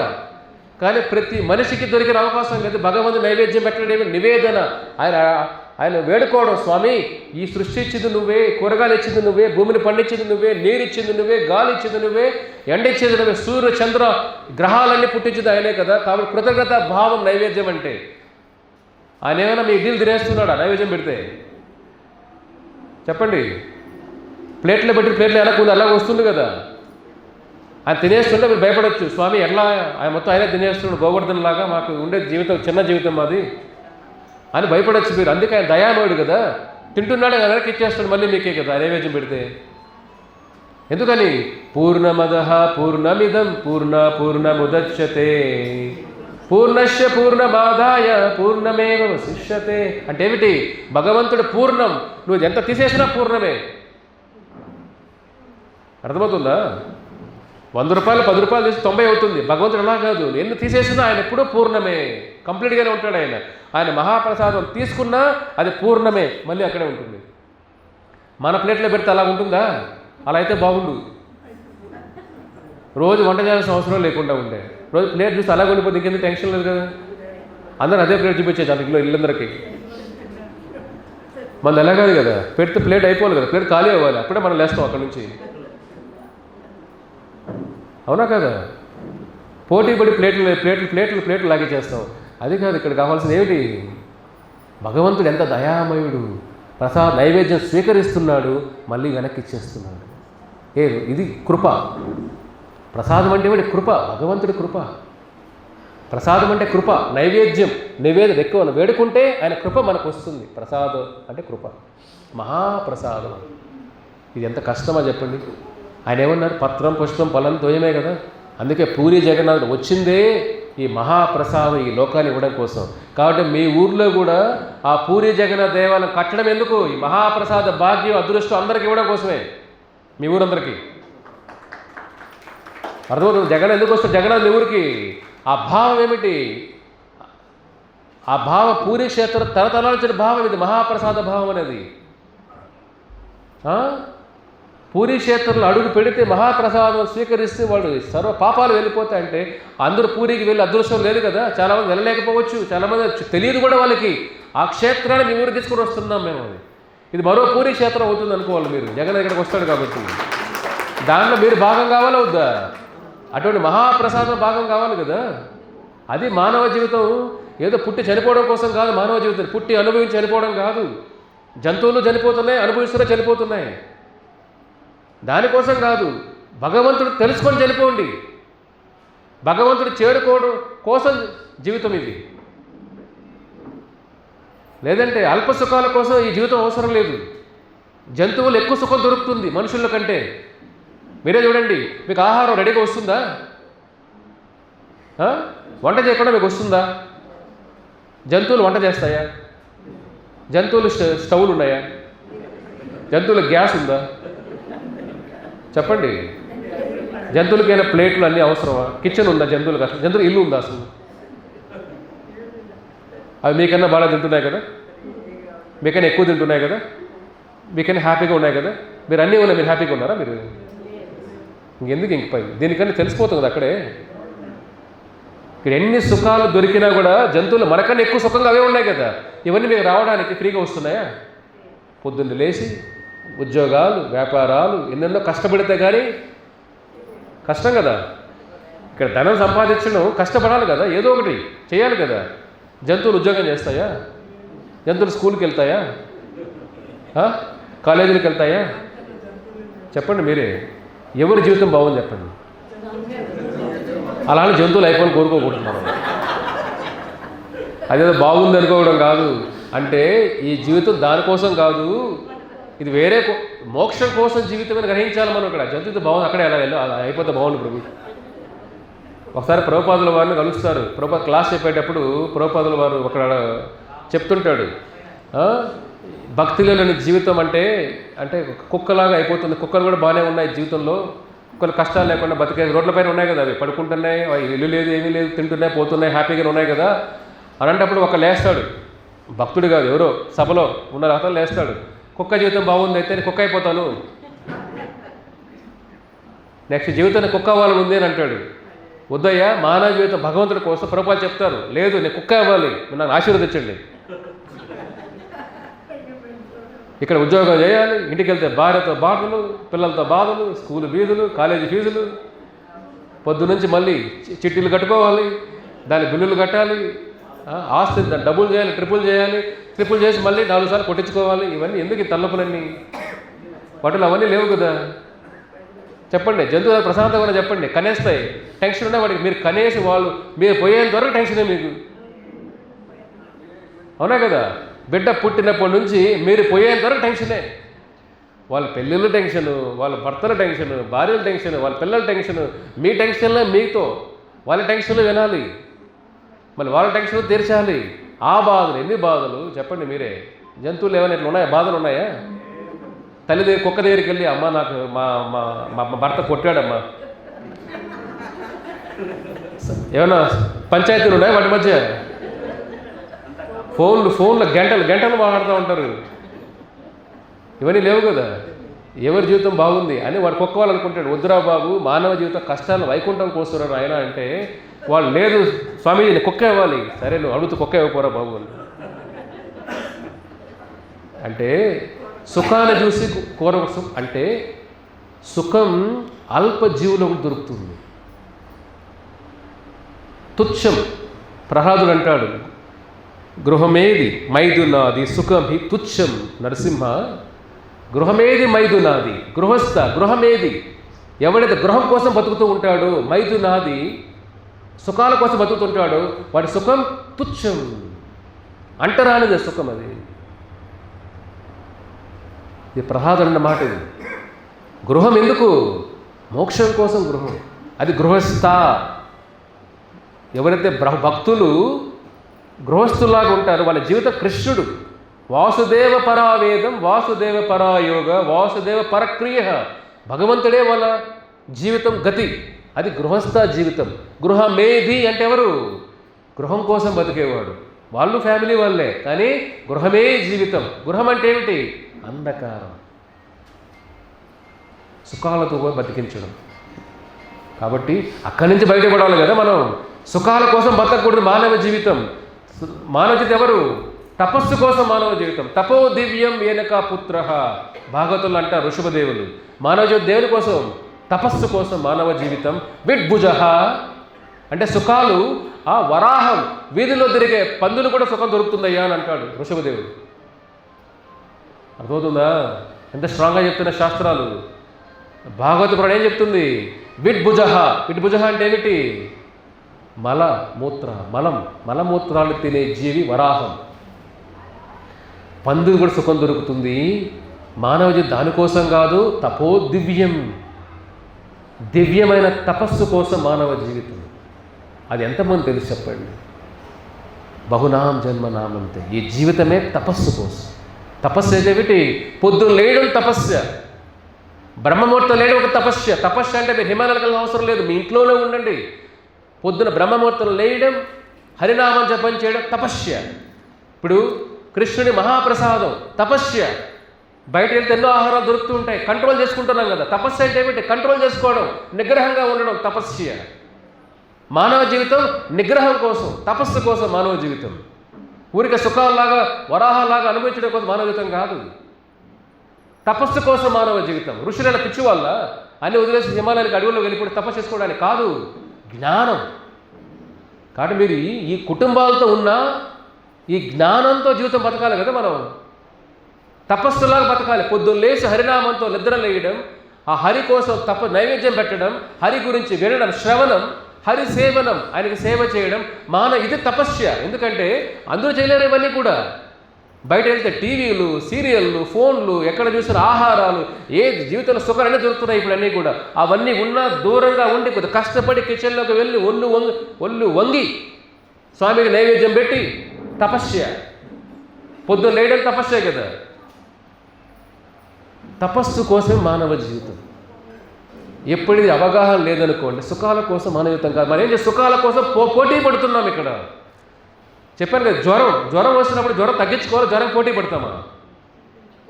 వాళ్ళకి 100 డిగ్రీలు ఉంది ప్రభు, నాకు 105 రావాలి ప్రభు. 105 నాకు 100 ఎందుకు, నాకు ఇంకా డబ్బులు ఎక్కువ 105 రావాలి, నాకు 105 వస్తే పోతాం రా బాబు. అర్థమవుతుందా? పోటీ దానికోసం కాదు, సుఖాల కోసం పోటీ కాదు, తపస్సు కోసం పోటీ పడాలా. నేను 3:30 లేస్తాను, తొందరలు నిద్ర లేయడం, భగవద్గీత చదవడం, భక్తులతో ఉండడం, భక్తులు సేవ చేయడం, భగవంతుడి యొక్క నిర్మాణంలో సేవ భాగం కావడం, ఆయన ప్రసాద వితరణలో భాగం కావడం, జ్ఞాన ప్రచారంలో భాగం కావడం. మేము ఉద్యోగాలు వ్యాపారాలు చేస్తూ కూడా వారానికి ఒక రోజుని సేవ చేద్దాం. ప్రతి పొద్దున్న లేచినప్పుడు సాయంత్రం వరకు ఏదో ఒక విధంగా హరిచింతలు ఎలా ఉండాలి, హరిస్మరణలు ఎలా ఉండాలి, మన బాధ్యతలు చేస్తూ అని వదిలేయడం కాదు, అవి చేస్తూ కూడా వైకుంఠం వెళ్ళొచ్చు మీరు. తపస్సు అదే కదా కష్టం. తపస్సు అంటే ఏమిటి? వాలంటీర్లీ మనం ఒక నొప్పి తీసుకుంటాం, పొద్దున్న లేయడం కష్టమే, కానీ లేయాలి. అదే కష్టమైన ఈ భక్తులు లేస్తున్నాడే తపస్సు. ఇది వైకుంఠం. అటువంటి మోక్షం రావాలంటే ఈ చిన్నవన్నీ చేయలేము. పక్షులు లేస్తున్న పొద్దున కొన్నిసార్లు జీవులకి, బయట ఉన్న జీవులకు ఆహారం దొరకవు, వాటికి ఒకసారి చూస్తుంటాం. కానీ భగవంతుడు ఏదో ఒకటి ఏర్పాటు చేస్తాడు. ఎందుకు సుఖాలకు ఎంత కష్టం పడి సమాధులు వెళ్ళిపోవడానికి కష్టమా? ఎంత పోటీ పడుతున్నాం. పోటీ దేనికోసం చెప్పండి? ఎవరు మార్బుల్ సమాధి కడతాడు, వాడు ఎముకలే ఉంటాడు లోపలేమో. అమ్మ జ్ఞాపకార్థం దాన్ని 10 లక్షలు పెట్టుంటాడు వాడు. ఇక్కడ దేవాలయం వస్తుందిరా నాయన, కృష్ణుడి గర్భగుడి ఎవరంటే అమ్మ జ్ఞాపకార్థం. అమ్మ లోపల అంతా ఎముకలు అయిపోయింది ఆ తల్లి. వేరే జన్మలకి వేరే కుటుంబాలు వెళ్ళిపోయింది ఆ తల్లి కూడా. అమ్మ జ్ఞాపకార్థం భగవంతుడు సేవ చేయి, నాన్న జ్ఞాపకార్థం భగవంతుడి నిర్మాణం సేవ చేయండి, జ్ఞాన ప్రచారంలో సేవ చేయండి, హరినామం జపం చేయండి. సమాధులు కోట్లు సమాధులు కడితే ఏమొస్తుంది చెప్పండి? ఆ జీవుడు మర్చిపోయింటాడు. శరీరం ఎప్పుడైతే ఆత్మ వదిలేస్తుందో ఆ బంధం తెగిపోయింది అక్కడే. ఆ తెగిపోయిన బంధం కోసం అంత్యక్రియలు చేయాలంటే పెద్ద సమాధులు ఎవరు, సమాధి మందిరాలు ఎవరు కట్టాలి? ఆచార్యులు కట్టాలి. మీ భక్తి ద్వారా తల్లిదండ్రులు మోక్షాన్ని ప్రసాదించండి, అది మీరు చేయాల్సింది. మీ ప్రేమని తపస్సు ద్వారా వ్యక్తీకరించండి. నా తల్లి, నాకు తల్లి జ్ఞాపకార్థం 10 మాలలు హరే కృష్ణ మంద తల్లి ఎక్కడున్నా నాకు జన్మనిచ్చే తల్లి, ఈ మాలలు పుణ్యం నీకే తల్లి. అది తల్లి రుణం తీర్చుకోవడం అంటే. తండ్రి రుణం, నా కోసం కష్టపడ్డాడు, వ్యాపారం చేసి ఉద్యోగాలు చేసి నాకు జీవితాన్ని ప్రసాదించి నాకు కాలేజీ ఫీజులు కట్టాడు, నా చదువు చెప్పించాడు, మంచి చెడు నేర్పించాడు, నా జీవితాన్ని ఇచ్చాడు. నా తండ్రి ఎక్కడ ఉన్నా కూడా 16 మాలలు తండ్రి జ్ఞాపకార్థం. అది తండ్రి రుణం తీర్చుకోవడం అంటే. ఊరికే సమాధులు కట్టుకోవడం, మందిరాలు కట్టాడు, ఇది కాదు. కాబట్టి ఇప్పుడైనా నిద్ర లేయండి, వరాహ జీవితాన్ని నిద్ర లేయండి. వరాహ నిద్ర లేయాలి. ఎప్పుడు లేస్తారు చెప్పండి? జన్మలు వెళ్ళిపోతున్నాయి, భావన మారాలి కదా. కాబట్టి కుటుంబమే జీవితం కాదు, అక్కడి నుంచి బయట రండి. జంతువుల్లో కూడా అల్ప సుఖాలు చాలా ఫ్రీగా దొరుకుతాయి. ఇక్కడ మీకు అల్ప సుఖం దొరకాలి, ఒక పకోడా ఫ్రీగా పెడతారు ఎవడైనా మీకు? ఇంత కాఫీ టీలు ఫ్రీగా ఇస్తారు ఎవడైనా బయట వెళ్తే? చెప్పండి మీరే. ఎంత ఉంటుంది అది? 10 రూపాయలు అంటాడు. ఫ్రీగా ఇస్తారు ఎవరైనా మీకు? ఏ ఫ్రీగా దొరుకుతుంది చెప్పండి? దొరకదు కదా. వాటికన్నీ ఫ్రీగా దొరుకుతున్నాయి కదా జంతువులందరికీ కూడా. మీరు ఇక్కడ కష్టపడితే కానీ ఇక్కడ మళ్ళీ నష్టాలు వస్తాయి. ఇక్కడ మళ్ళీ అది కూడా ఉంది, మళ్ళీ ఇక్కడ లాస్, వ్యాపార నష్టాలు, ఉద్యోగాలు, ఎన్ని నష్టాలు ఉంటాయి ఇక్కడ. ఏది చేసినా కూడా ఇక్కడ సుఖం గ్యారంటీ కాదు. మళ్ళీ ఇక్కడ మీరు ఎన్ని ప్రయత్నం చేసినా నా సుఖం నా పరంగత, మీరు ఎన్ని చేసినా సుఖం దొరకదు ఈ లోకంలో. కృష్ణుడు చెప్పిన తర్వాత మళ్ళీ మూర్ఖత్వమే అది. ఇంకా పోటీ పడుతున్నామంటే వేరే వాళ్ళతో పోటీ లేదు, మనమే పోటీ. మనలో ఉన్న పాపాలతో మనం పోటీ పడాలా, పుణ్యాలతో బయట ఎలా మనలో ఉన్న బలహీనత పోటీ పడాలి, మన బుద్ధి పైన పోటీ పడాలి, తపస్సు చేయలేదని పోటీ పడాలి, ఇంకా ఎన్ని రోజులు ఈ జీవితాన్ని పోటీ పడాలి, ఇంకా ఎన్ని రోజులు వరాహ జీవితం అని పోటీ పడాలి. ఆ చింతన రావాలి, హరిచింతన రావాలి కదా. అప్పుడు 3 ముఖ్యం. మనం విన్నది ఏమిటి ఇక్కడ? 3 ముఖ్యం ఇక్కడ. భక్త పాదధూళి, భక్త పాద జల, భక్త ప్రసాద అవశేష. చైతన్య మహాప్రభు అంటారు, చైతన్య చరితామృతంలో వస్తుందంతా కూడా 3 ఒక మోక్షాన్ని ప్రసాదించే 3 మార్గాలు అని అంటారు. భక్త పాద ధూళి అంటే గొప్ప ఆచార్యుల యొక్క పాద ధూళి వైకుంఠం ఇచ్చేస్తుంది. భక్త పాద జల అంటే భక్తుల యొక్క పాదాలు చరణామృతం, వాళ్ళ అభిషేకం చేసిన ఆ చరణం నుంచి వచ్చిన చరణామృతం మోక్షాన్ని ప్రసాదిస్తుంది. భక్త ప్రసాద అవశేష, ఆ మహాభక్తులు తిన్న మహాప్రసాదం కూడా మోక్షాన్ని ఇచ్చేస్తుంది. అదే రామానుజాచార్యులు ఆయన మహాప్రసాద చేపలకి మోక్షం వచ్చేసింది. కానీ మనకు ప్రభుపాదులు వారు ఉన్నారు, అదేగా నైవేద్యం ఎవరికి పెడతాం? ఫస్ట్ గురువుకి పెడతాం. గురువు ద్వారా కృష్ణుడికి వెళ్తే నైవేద్యం డైరెక్ట్ కృష్ణుడి ఫోటో దగ్గర పెట్టేసి మీరు కృష్ణ అలా తీసుకోరు భగవంతుడు. అలాగా నైవేద్యం ఫస్ట్ గురువు ద్వారా కృష్ణుడు తీసుకుంటాడు. కాబట్టి రేపటి నుంచి కొద్దిగా ప్రయత్నం చేయండి. శరీరం ఎంత శిష్యకం చెప్పండి. మనం చనిపోయిన తర్వాత దీనికి విలువేమీ లేదు. కెనడాలో ఒక సైంటిస్ట్ చెప్తారు, మానవ జీవితం చనిపోయిన తర్వాత విలువ ఏమిటి అని. మన బోన్స్ అని లెక్కలు కడితే ఎంత విలువని, ఎన్ని డాలర్లని చెప్పండి మీరు. ఎన్ని డాలర్లు మనం, ఎన్ని రూపాయలు మనం? ఏమైనా శవాలు ఇస్తాం ఫ్రీగా ఇస్తే తీసుకోరా బాబు, తీసుకుంటాం మనం? చెప్పండి. మన ఇంట్లో వాళ్ళు ఎప్పుడెప్పుడు వేసి మనం ముంచేద్దామని చూస్తుంటాం మనం, అవునా కదా? శవాలు ఫ్రీగా తీసుకుంటామా? దాంట్లో ప్రాణం ఉన్నప్పుడేమో విలువ, అంతేనా? అదే ప్రాణం ఉండి లేచి మీ ఇంటికి వస్తే ఓ కూర్చోండి, తినండి, తాగండి ఇది అంటాం. శవం వస్తే పారిపోతాం. ఎక్కడ చూడండి. అంటే ఇది మన జ్ఞానం, ఇది. కానీ జ్ఞానంతో బతుకుతున్నామా మనం? ఆత్మ ఉన్నంత వరకే దీనికి విలువ. దీని విలువ ఆత్మ వదిలిన తర్వాత శరీరానికి విలువ ఏమిటి? శూన్యం. కానీ అందరూ లోపలికి వెళ్ళాల్సిన వాళ్ళే, సమాజం లోపలికి వెళ్ళాల్సిన వాళ్ళే. ఈ ఒక్క జీవితం తపస్సులాగా బతకండి. తపస్సు తెలుసుకోండి. భగవద్గీత చదవడం తపస్య. ఒక గోల్ పెట్టుకోండి, ఈ సంవత్సరం లోపల భగవద్గీత మొత్తం కంప్లీట్ అయిపోవాలి. కొంతమంది మాతాజీలు కంప్లీట్ అయిపోయింది కదా, చేతులు ఎత్తే లేండి. మాతాజీలు భగవద్గీత అంతా రోజు కాల్స్ జాయిన్ అవుతున్నారు. ఎవరు మాతాజీలు వాళ్ళంతా? సంవత్సరం అయిపోయింది వాళ్ళు భగవద్గీత అంతా ఎవరు కాల్స్ జాయిన్ అవ్వాలి చూడండి. అందులో క్లాప్స్ కొట్టండి వాళ్ళకి. వాళ్ళు మీలాగే భగవద్గీత ప్రతిరోజు 4:30కి ఉంది మాతాజీల క్లాసు. ఎందుకు సంవత్సరం నడుస్తుందా మీకు? సంవత్సరం నుంచి ప్రతిరోజు జాయిన్ అవుతారు వీళ్ళు. అరగంటే, ఎక్కువ కూడా కాదు, అరగంటే మొత్తం అయిపోయింది భగవద్గీత.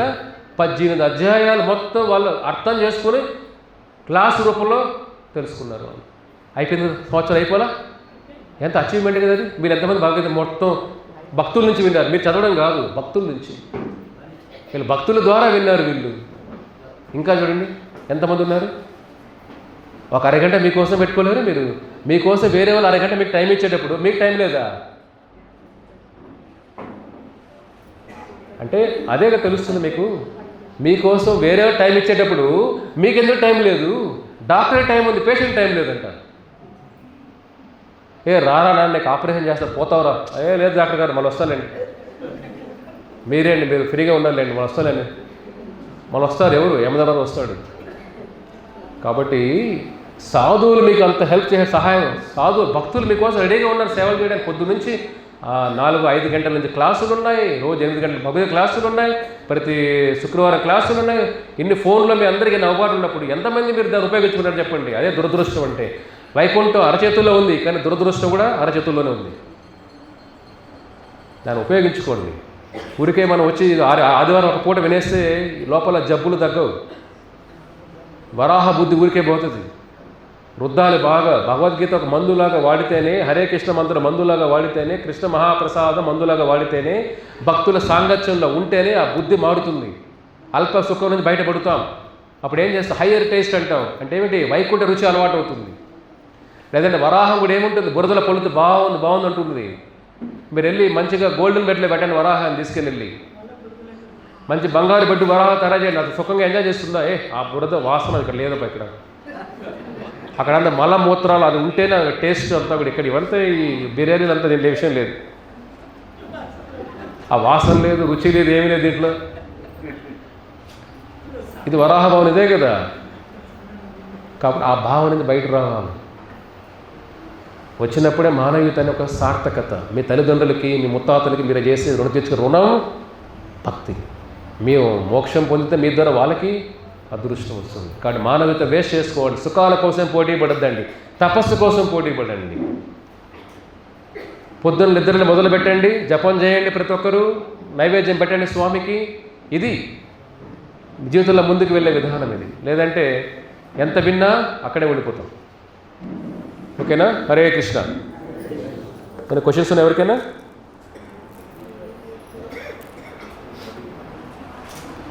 సో ఏం నేర్చుకున్నారు ఇవాళ?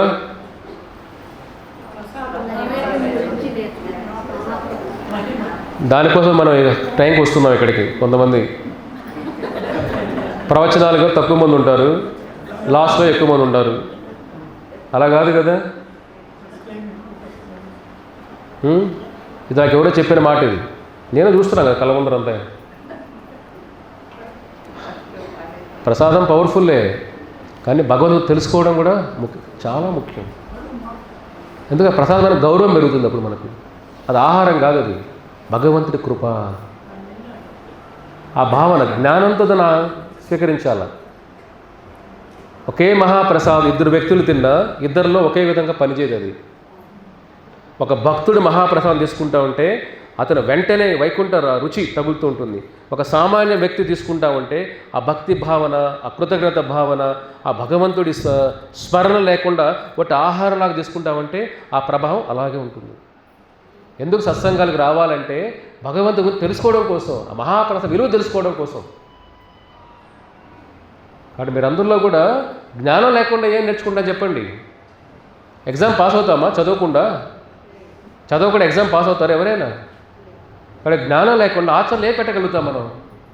ఆచరణ ఏం పెట్టలేము. ఇక్కడ ఏమనుకోవద్దని, బాధపడద్దని. ఏదో ప్రభు ఆ మాట అనేసరి ప్రసాదం అనేసి. కొన్నిసార్లు టీచింగ్ చెప్పేటప్పుడు, జ్ఞానం ఇచ్చేటప్పుడు గట్టిగానే చెప్పాలి కొన్ని మాటలు. అది మీరు లోపల తీసుకొని రాలే. మీరే నష్టపోయేది. మీరే నష్టపోయేది చెప్పండి. మాకే నష్టం లేదు. హ్యాపీగా బెంగళూరు రాధాకృష్ణ అద్భుతమైన దేవాలయం, మాకే నష్టం ఏంటి? నష్టపోయేది మీరే. కాబట్టి ఆతృత ఉండాలా. ఓ కృష్ణ గురించి వినాలి, జ్ఞానం గురించి వినాలి. ఓ ఇవాళ మహాప్రసాదం ఏం జరుగుతుందో, నెక్స్ట్ వారం ఏం వింటాం భగవంతుడి గురించి. మనం ఆ తాపత్రత పరిగెత్తి రావాలి గోపికల్లాగా. వైకుంఠం వెళ్ళే విధానం అది. సినిమాలు లేటుగా వెళ్తారా మీరు? చేతులు ఎత్తండి. సినిమా క్లైమాక్స్ చేతులు ఎత్తండి. ఒక్కరు ఎత్తండి. సినిమాకి క్లైమాక్స్ వెళ్తాం ప్రభు, 10 నిమిషాల ముందు వెళ్తాం క్లైమాక్స్ సినిమాకి అని చెప్పండి. మీరు పోయేవాళ్ళు కాదులేండి. మీరంతా వైకుంఠం వెళ్ళే మార్గం మీ బ్యాచ్ ఇది. మేమంతా వేరే బ్యాచ్ ఇక చాలా ఉంది. చెప్పండి, సినిమా క్లైమాక్స్ ఎవరు వెళ్తారు చెప్పండి, చేతులు ఎత్తండి. ఇప్పుడు నేను మహాప్రసాదం అంటే కొంతమంది అనుకోవచ్చు, నేను అడిగిన క్వశ్చన్ డైరెక్ట్ క్వశ్చన్ ఇది. సినిమా క్లైమాక్స్ వెళ్తారా మీరు? వెళ్ళరు కదా. లేదా అరగంట లేటుకి వెళ్తారా? అరగంట ముందే వెళ్ళి సమోసాలు, పప్పులు అవి ఇవి పెట్టుకొని పెద్ద సామాగ్రి కిచెన్ అంతా అక్కడే ఉంటుంది. మధ్యలో వేస్తూ, ఆ బ్రేకుల్లో వేస్తూ, ఏడుస్తూ కూడా అబ్బాబా అక్కడ చూసి ఏడుస్తూ, నవ్వుతూ తింటూ, ఏడుస్తూ తింటూ థియేటర్లకి మీరు అరగంట ముందే వెళ్ళిపోతారు. హరికథలకేమో అరగంట లేటుగా వస్తారా? సినిమాలకి క్లైమాక్స్లో వెళ్తారా మీరు? వెళ్ళరు. హరికథకి మాత్రం క్లైమాక్స్లో వస్తారా మీరు? ఇది ఎట్లా చెప్పండి. ఇది ఆయన చూస్తున్నాడు కదా ఇక్కడ. ఇది నా కోసం కాదు వచ్చేది, మీరు ఆయన కోసం రావాలా. శ్రీకృష్ణ భగవంతుడికి ఆయన కోసం రావాలి. తాపత్రం ఆయన పైన ఉండాలి, మా పైన కాదు. ఇక ప్రచారం ఎవరైనా చేస్తారు, స్వామి కోసం రావాలా. ఓ కృష్ణుడి గురించి ఉంటున్నామే ఈరోజు, ఓ 10 నిమిషాలు ముందే వెళ్దాం. సేమ్ మీ జీవితంలో ఎక్కడే ఇంటర్వ్యూకి లేటుగా వెళ్తారా మీరు? చెప్పండి మీరే. సినిమాకి లేటుగా వెళ్తారా మీరు? ఎగ్జామ్కి లేటుగా వెళ్తారా మీరు? హరికథ మాత్రం లాస్ట్లో వస్తే ఎలాగా? కృష్ణుడు ఒప్పుకుంటాడా? మీ జీవితం అంతా అలా లేటుగా లేదు, ఈయన మాత్రం ఏముందిలే కృష్ణ కథ ఎలా పోయి అంటే భగవంతు అంత లాస్టా మీకు? కాబట్టి ఆ చింతనతో మీరు అందరూ నెక్స్ట్ వారం తొందరగా టైంకి రండి. టైంకి వచ్చి ఆ తాపత్రతో ముందుకు రావాలా. కృష్ణుడు నేను అటెండెన్స్ మీరు నోట్ చేయాలి, అటెండెన్స్ ఆయన నోట్ చేసుకుంటాడు. ఫస్ట్ వచ్చేది ఆయనే మీ అందరికంటే ముందు. మీరు అందరూ వచ్చే ముందు ఆయన వచ్చేస్తాడు ఇక్కడికి. ఆయన మీకోసం ఎదురు చూడాలా, మీరు ఆయనతో ఎదురు చూడాలా? ఆ భావన ఎప్పుడైతే మీరు వస్తుందో వైకుంఠ మార్గం ఫాస్ట్గా వెళ్తారు మీరు. ఎప్పుడైతే భగవంతుడు మనకు వెయిట్ చేయాలనిపించే భావన ఉందంటే మనం లాస్ట్ ఇంకా మనం ఇంకా భగవంతుడు మనకు వెయిట్ చేయకూడదు, మన కోసం ఆయన వెయిట్ చేయడం ఏంటి? ఆయన కోసం తాపత్రంగా వెళ్ళాలి మనం. కాబట్టి క్లైమాక్స్లో రావద్దని హరికథలు పర్లేదు, అలా చెప్పి రేపు వారు రాకుండా అట్లీస్ట్ పుణ్యమని వస్తుంది, లాస్ట్లో రండి, ఏం చేస్తారు? ఏదో 5 పైసలు ఏదో పుణ్యమే కదా. ప్రభు చెప్పారు రేపు రాను ప్రభు ఇంకా. అట్లా అజ్ఞానం డెసిషన్ తీసుకోవద్దండి. షార్ట్ టెంపర్ ఆలోచన, బుద్ధి ఉపయోగించాలా. మతి విభ్రమః, మతి భ్రమించి డెసిషన్ తీసుకోకూడదు, బుద్ధిని ఉపయోగించి డెసిషన్ తీసుకోండి. అర్థమవుతుందా? కరెక్టే కదా. అరే ప్రభు మీరు తిట్ట అవసరం ప్రభు, అది భక్తి అంటే. భక్తిలో ఉండేవాడు సిగ్గు ఉండకూడదు ఫస్ట్. అర్థమవుతుందా? భక్తుల్లో ముందుకు వెళ్ళక సిగ్గు ఉండకూడదు. నామం పెట్టుకొని సిగ్గుపడతారు. అర్థం? ఎయిర్పోర్ట్లో తిరుగుతుంటాం, సిగ్గు ఉండకూడదు. సిగ్గు ఉండకూడదు. డ్రెస్ సిగ్గు ఉండకూడదు. అర్థమవుతుందా? భక్తిలో కృష్ణుడు రావాలని సిగ్గు పక్కన పెట్టాలి. కాబట్టి తిట్టినా చలో ప్రభు కృష్ణుడి కోసం వస్తాం మేము లేట్ అయినా కూడా, అది భావన. తిడితే కనుక రేపు రాము మేము, అలిగారంటే మీరే వెనక్కి వెళ్ళిపోతారు. కాబట్టి తిట్టినా కూడా ప్రేమతో చెప్పే మాటలు ఇవన్నీ కూడా. మీ తల్లి తిడితే వెళ్ళిపోతారా? మీరు ఇల్లు వదిలేసి వెళ్ళిపోతే మీకు బువ్వ ఇలా మళ్ళీ ఫోన్ చేసి అడుక్కొని కొద్దిగా వస్తుంది. ఇది కూడా అంతే. వైష్ణవుడు సంగత్యంలో ఉంటే ప్రేమైనా మందలింపైనా ఏదైనా కూడా ఏమిటి ప్రేమగానే ఉంటాయి. మీ పైన ప్రేమతోనే ఇవన్నీ కూడా, కోపంతో కాదు. కాబట్టి మంచిగా తీసుకోండి, పాజిటివ్గా తీసుకోండి, దాన్ని సారాన్ని గ్రహించండి. మాటలే గ్రహించడం కాదు, సారాన్ని గ్రహించాలి. ఇంగ్లీష్లో ఒకటి ఉంటుంది, intent is more important then content. అర్థమవుతుందా? Intent is more important then content. చెప్పే భావం ముఖ్యం, మాటలు ముఖ్యం కాదు. మాటలు వెనకాలన్నా భావాన్ని గ్రహించండి, మాటలు పట్టుకోకూడదు తూటాల్లాగా. వెనకాల భావాలు, వెనకాల బాధ, వెనకాల ప్రేమ. మీ దగ్గర తల్లిదండ్రులు మీ దగ్గర ఎక్స్పెక్ట్ చేస్తారు. బిడ్డలు ఒక మాట అంటే ఏమంటారు? ప్రేమగా అన్నాను కదరా, వాడేమో సీరియస్ తీసుకుని వెళ్ళిపోయింటాడు. కలియుగవంతి షార్ట్ టెంపర్ పిల్లలంతా. కానీ మీరు అలా ఉండద్దండి, ఓకేనా? హరే కృష్ణ. శ్రీల ప్రభుపాదకి జై.